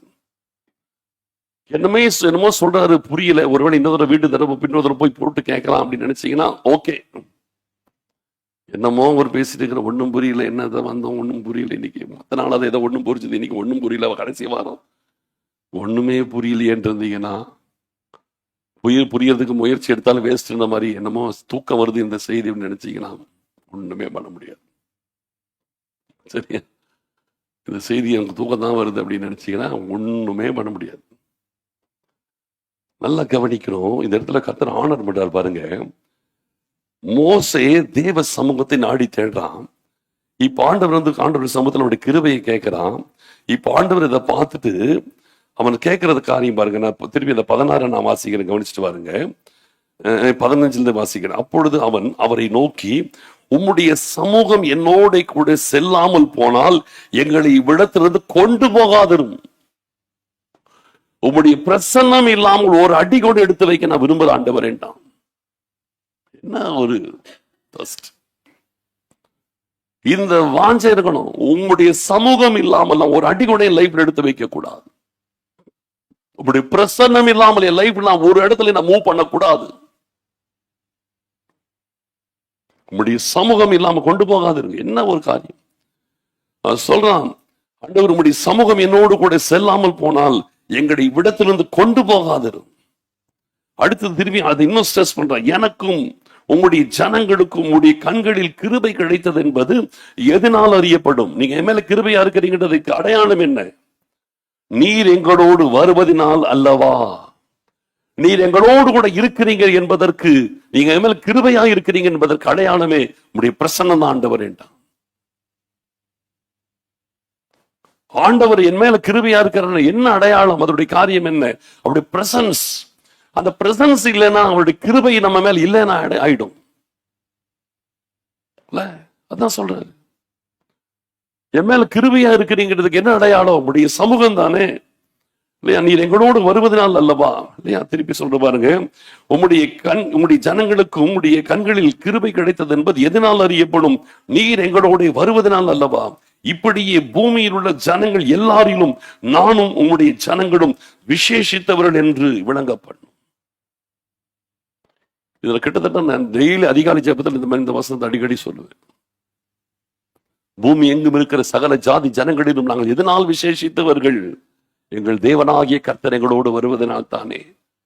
எவ்வளவு ரொம்ப ஃபீல் பண்ற வசனம் இதெல்லாம். நீங்க எங்க கூட இருக்கிறதா ஆண்டவரே எங்களுக்கு மேன்மை, அதுதான் எங்களுக்கு பெருமை, அதுதான் எங்கள் புகழ்ச்சி, அதுதான் எங்களுக்கு மகிமை, அதுதான் எங்களுக்கு மேன்மை, அதுதான் எங்களுடைய பெருமை, எல்லாமே அதுதான். வேற என்ன இருக்குது எங்களுக்கு பெருமை ஓடுறதுக்கு? ஆண்டவரை அறிந்திருக்கிறேன், ஆண்டவரை கூட இருக்கிறார், வானத்தையும் பூமியையும் படைத்த சர்வ வல்லமையோட கர்த்தர் எனக்குள்ள இருக்கிறார், என் கூட இருக்கிறார், இதுதான் எனக்கு மேன்மை. இதை விட பெருமைப்படுறதுக்கு என்கிட்ட ஒண்ணுமே கிடையாது, ஒண்ணுமே கிடையாது. இதைத்தான் மோசேங்க சொல்றார். இப்படி பூமியில் உள்ள ஜனங்கள் எல்லாரிலும் நானும் உடைய ஜனங்களும் இதனாலதான் விசேஷித்தவர்கள் என்று விளங்குங்கிற ஆண்டவருக்கு ரொம்ப சந்தோஷமாயிடுச்சு. அப்பொழுது கர்த்தர் மோசையை நோக்கி, நீ சொன்ன இந்த வார்த்தையின்படியே செய்வேன். அப்படியே ஆண்டவர் மாறிட்டார். இந்த சாப்டர் ஆரம்பிக்கும் போது வரமாட்டேன்னாரு. இப்ப நீ கூப்பிட்டல, உன் வார்த்தையின்படி வருவேன், அப்படியே மாறிட்டார் ஆண்டவர். ஆண்டவரை மாத்திட்டா பாருங்க சடனா, அப்படியே வேலை சடிச்சிட்டார் ஆண்டவர். வரமாட்டேன்னு இந்த சாப்டர் ஆரம்பிச்சுட்டு வருவேன்னு கொண்டு, அது எப்படி? உன் வார்த்தையின்படி என்ன வருவேன், நீ சொல்லிட்டல, உனக்காக நான் வரேன்பா, போ. இந்த ஜனங்களுக்காக இல்லைனாலும் சரி, உனக்காக நான் வரேன். என்ன ஒரு காரியம்! தேவ சமூகத்தை ஒருவன் மதிக்கிறான் என்றால், தேவ சமூகத்தை ஒருவன் நேசிக்கிறான் என்றால், தேவ சமூகத்தை ஒருத்தன் வாஞ்சித்து தேடுகிறான், அவனை கர்த்தர் ரொம்பவே கனப்படுத்துவார். உன் வார்த்தையின்படி நான் செய்வேன்னுவார். நீ சொல்றதெல்லாம் நான் செய்யறதுக்கு நான் ரெடின்னுவார். உன் வார்த்தையின்படி நான் வரேன்பா, எனக்கு இந்த ஜனங்களோட வர்றதுக்கு விருப்பம் இல்லதான், உண்மைதான். ஆனா நீ என் சமூகத்தை இப்படி வாஞ்சிக்கிறல்ல, அதை மிஞ்சி நான் வராம இருக்க முடியாது. உன் வார்த்தையின்படி நான் வரேன். அப்படியே கர்த்தர் மாத்திட்டார். இப்பொழுது கர்த்தர் மோசையை நோக்கி, நீ சொன்ன இந்த வார்த்தையின்படியே செய்வேன், என் கண்களிலே உனக்கு கிருபை கிடைத்தது, உன்னை பெயர் சொல்லி அழைத்து அறிந்திருக்கிறேன் என்றார். இதோடு முடிஞ்சிச்சா? முடியல, முடியவே முடியாது. இன்னும் அடுத்த ஒரு லெவல் இருக்குது. அப்பொழுது அவன் உங்களுடைய மகிமையை எனக்கு காண்பித்தார். மனுஷன் இந்த மனுஷனை என்ன சொல்றதுன்னு தெரியல. எங்கேயோ போயிட்டே இருக்குது, ஏதோ லெவலுக்கு ஏறிக்கிட்டு போயிட்டே இருக்குது, இன்னமும் திருப்தி ஆகல. இதுக்கு மேல ஒண்ணு கேட்கிறான், உங்களுடைய மகிமை எனக்கு காண்பித்தருள்ட்டான். அப்ப இவ்வளவு தூரம் ஆண்டவர் பேசினது, முகமுகமாய் பேசினது, அவரை அறிவதற்கு அவரை தனக்கு வெளிப்படுத்தினது, அவருடைய வழிகளை வெளிப்படுத்தினது, நீ சொன்னபடியெல்லாம் நான் செய்யறேன்னு சொல்லி தன் மனசை மாத்திட்டு அவர் பேசுறது, இது எதுவுமே அவனுக்கு இன்னும் சாட்டிஸ்ஃபை ஆகல. அடுத்த எல்லையில போறான், உங்களுடைய மகிமை எனக்கு காண்பித்தருள். இது ரொம்ப டாப்புக்கு போயிடுச்சு. உங்களுடைய மகிமை எனக்கு காண்பித்தருளும்.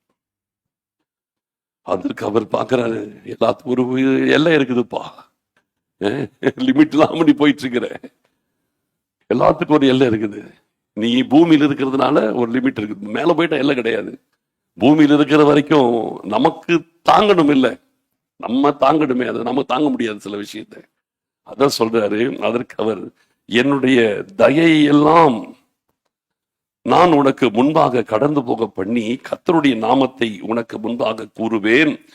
எவன் மேல் கிருபையாயிருக்க சித்தமாயிருப்பேன் அவன் மேல் கிருபையாயிருப்பேன், எவன் மேல் இரக்கமாயிருக்க சித்தமாயிருப்பேன் அவன் மேல் இரக்கமாயிருப்பேன் என்று சொல்லி, நீ என் முகத்தை காண மாட்டாய், ஒரு மனுஷனும் என்னை கண்டு உயிரோடு இருக்க கூடாது என்றார்.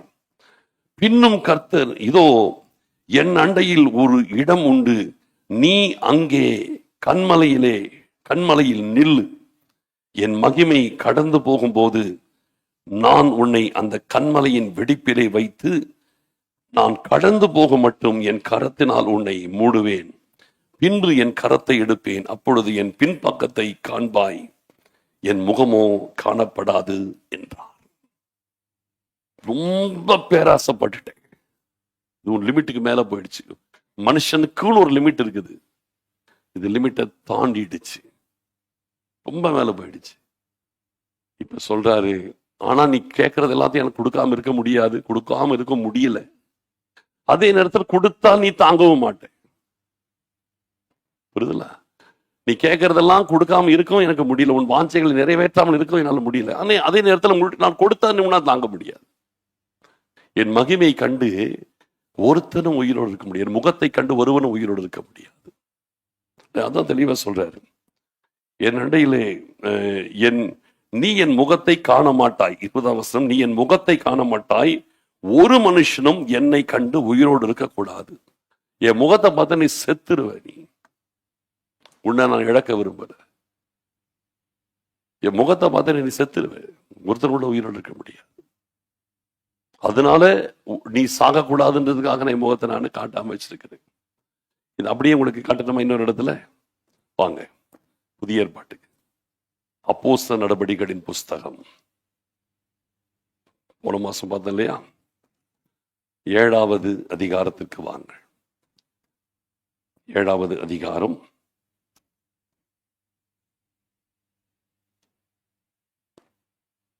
55வது வசனம். அவன் பரிசுத்த ஆவியினாலே நிறைந்தவனாய், இங்கே பாருங்க, தேவ பிரசனம், தேவ மகிமை வருதா, தேவ சமூகம் வருது பாருங்க. அவன் பரிசுத்த ஆவியினாலே நிறைந்தவனாய் வானத்தை அண்ணாந்து பார்த்து தேவனுடைய மகிமை தான், முகம் கிடையாது, தேவனுடைய மகிமையையும் தேவனுடைய வலது பாரிசத்தில் இயேசுவானவர் நிற்கிறதையும் கண்டு, இயேசு கிறிஸ்துவை பார்க்கிறான், ஆனால் தேவனை பார்க்கல. புரியுதுங்களா? என்ன கிளியரா வருது பாருங்க. அவன் பரிசுத்த ஆவியினால் நிறைந்து, இதுதான் தேவ மகிமை, தேவ பிரசனத்தில் நிறைஞ்சிருக்கிறான். நிறைந்து வானத்தை அண்ணாந்து பார்த்து தேவனுடைய மகிமையையும் தேவனுடைய வலது பாரிசத்தில் இயேசுவானவர் நிற்கிறதையும் கண்டான். அவரை பார்க்கலாம், இயேசு கிறிஸ்துவை பார்க்க முடியுது, ஆனால் பிதாவின் முகத்தை தேவான் கூட பார்க்க முடியல. தேவ மகிமையை தான் பார்த்தார். அதுதான் மோசேக்கு நடக்குது, அதுதான் ஸ்தேவானுக்கு நடக்குது. ஒருவனை என் முகத்தை பார்த்து உயிரோடு இருக்க முடியாது, என் மகிமை நான் கடந்து போக பண்ணுவேன். அப்பொழுது கண்மலையின் வெடிப்பிலை வைத்து என் கரத்தில் நான் உன்னை மூடுவேன். நான் கடந்து போன பிறகு கையை எடுப்பேன். நீ என் பேக் சைடில் மட்டும் பார்ப்பேன். என் மகிமை பார்ப்பேன். என் முகத்தை நீ பார்க்க முடியாது. ஏன்னா பார்த்தா நீ செத்துருவேன். இந்த மகிமையை தரிசித்தல் இது ஒரு உன்னதமான மேலான காரியம். நீங்க ஜெபத்தில் இன்னும் இன்னும் இன்னும் இன்னும் இன்னும் ஏறி உச்சத்திற்கு போகும்போது ஒரு கட்டத்துல பாத்தீங்கன்னா அந்த பிரசன்ஸ் உங்களை வந்து சேச்சுரேட் பண்ணும். அந்த பிரசன்ஸ் சேச்சுரேட் ஆகும்போது நீங்க வந்து இது புரிய வைக்கிறது கஷ்டம். நிஜமா புரிய வைக்கிறது கஷ்டம். அந்த பிரசன்ஸ் சேச்சுரேட் ஆகும்போது நீங்கள் உலகத்திலிருந்து நான் சொல்றேன், நீங்க கொஞ்சம் பிரித்தெடுக்கப்பட்ட நிலைமைக்குள் போயிடுவீங்க. நான் பல சந்தர்ப்பங்களில் என் அனுபவத்தில் பார்த்திருக்கேன். உலகத்தை விட்டு சற்று பிரிக்கப்பட்ட நிலைமையில போயிடுவீங்க. ஆனா அதுல வந்து நம்ம தொடர்ந்து இருக்க முடியாது. தொடர்ந்து இருக்கவே முடியாது. தொடர்ந்தெல்லாம் இருக்க முடியாது. கண்மணியின் வெடிப்பில வைப்பேன், கையை வச்சு மூடுவேன், கிராஸ் பண்ற வரைக்கும் தான். அப்புறம் கையை எடுத்துட்டு அது முடிஞ்சு போச்சு. தொடர்ந்து அதுல எல்லாம் இருக்க முடியாது. அது வந்து ஒரு லெவல், அவ்வளவுதான். அந்த மகிமை அப்படி மூடி இருக்கும். எதுலையுமே நம்முடைய கவனம் போகாது. நம்முடைய மைண்ட் வந்து என்ன சொல்றதுதான், இது வந்து ஒரு, இந்த வார்த்தையை எப்படி சொல்ல புரிய வைக்கிறது, இது ஒரு ஆவிக்குரிய ஒரு போதை நிறைந்த ஒரு நிலைமை, அப்படிதான் சொல்லணும். அதுக்கு மேல நான் சொல்லவே முடியாது. அதாவது ஒரு குடிகார உலகத்தை விட்டு தனியா இருக்கிறான் பாருங்க, அவன் ஒரு தனி வேர்ல்டுல இருக்கிறான் பாருங்க. ஒரு குடிகார உலகத்தை விட்டு அவன் தனி வேர்ல்டுல இருப்பான். அதே முறை இது ஆவிக்குரிய விதத்துல தனியா வந்து நிற்போம். உலகத்துல இருந்து அப்படி கனெக்டடா, அந்த கனெக்ஷன் கட்டான மாதிரி இருப்போம். ஆனா அதில் நம்ம கண்டினியூ பண்ண முடியாது, தொடர்ந்து இருக்க முடியாது. அந்த மகிமை நம்மளை வந்து நடத்தும், ஒரு சூழ்நிலை நடத்தும். அது வந்து அதான் சொல்றது, அது கிராஸ் பண்ணி போகும், அவ்வளவுதான். அந்த நேரம் அவ்வளவுதான். இயேசு கிறிஸ்து மறுரூப மலையில நின்னாரு, மகிமை வந்துச்சு, சூரியனை மாதிரி பிரகாசிக்கிறாரு. ஒரு மொமெண்ட், அவ்வளவுதான்.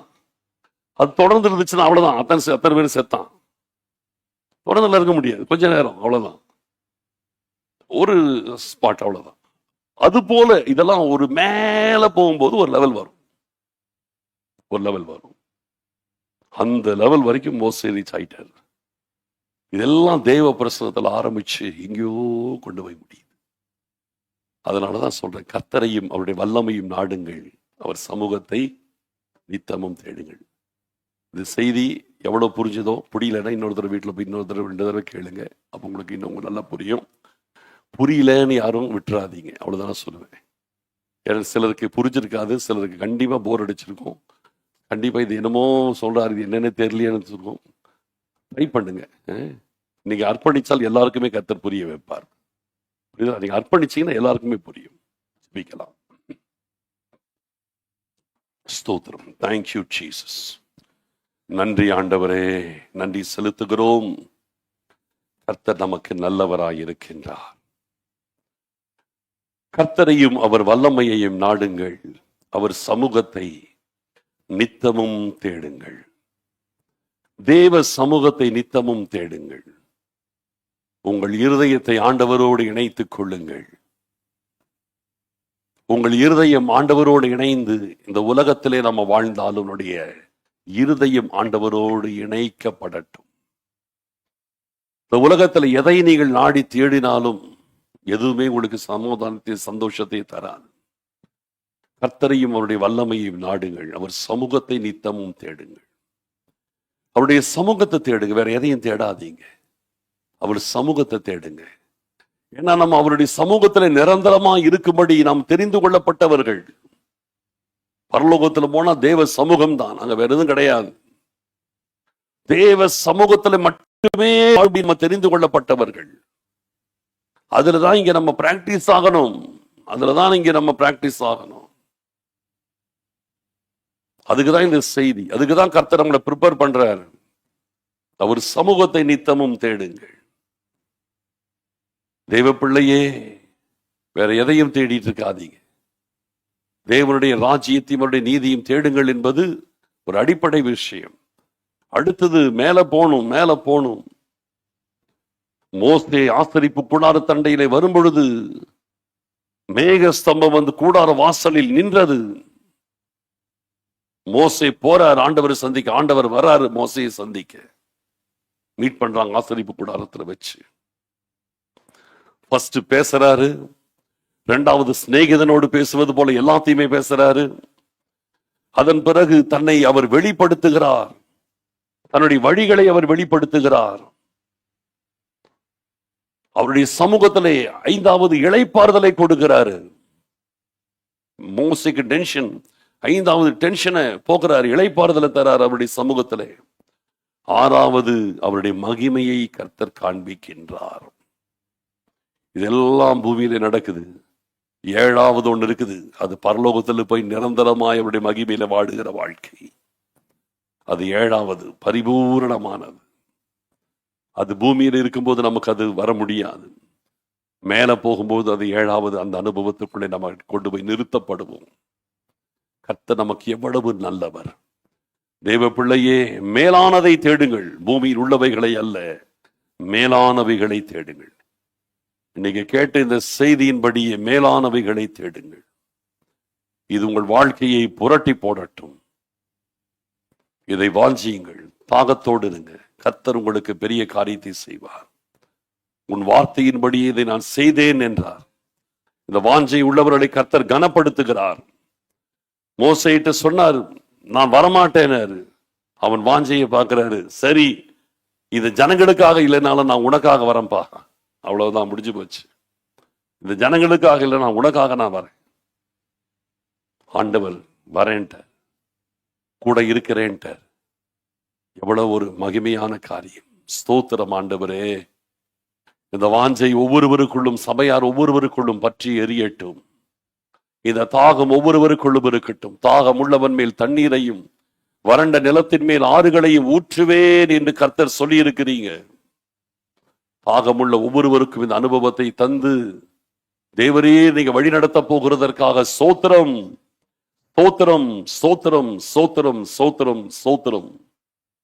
எங்களை அர்ப்பணிக்கிறோம். உடைய வார்த்தையின்படி எங்களுக்கு செய்வதற்காய் ஸ்தோத்திரம்.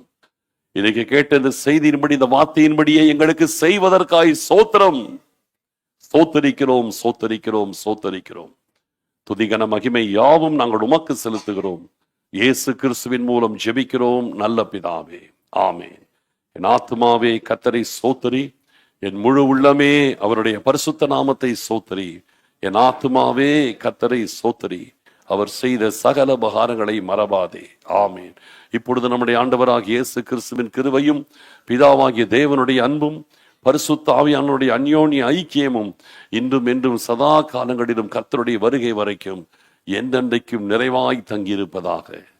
ஆமேன், ஆமேன். ஸ்தோத்திரம். கர்த்தர் தாமே ஒருவரின் ஆசீர்வதிப்பார். ஸ்தோத்திரம். புதன்கிழமை இரவு 10 மணியிலிருந்து 12 மணி வரையிலும் நமக்கு கர்த்தரை மகிமைப்படுத்துகிற நேரமாயிருக்கும். வியாழக்கிழமை ஜனவரி 1ஆம் தேதி காலை 7 மணிக்கு நமக்கு புதிய வருஷத்தின் ஆராதனை நடக்கும். ஒரே ஆராதனை.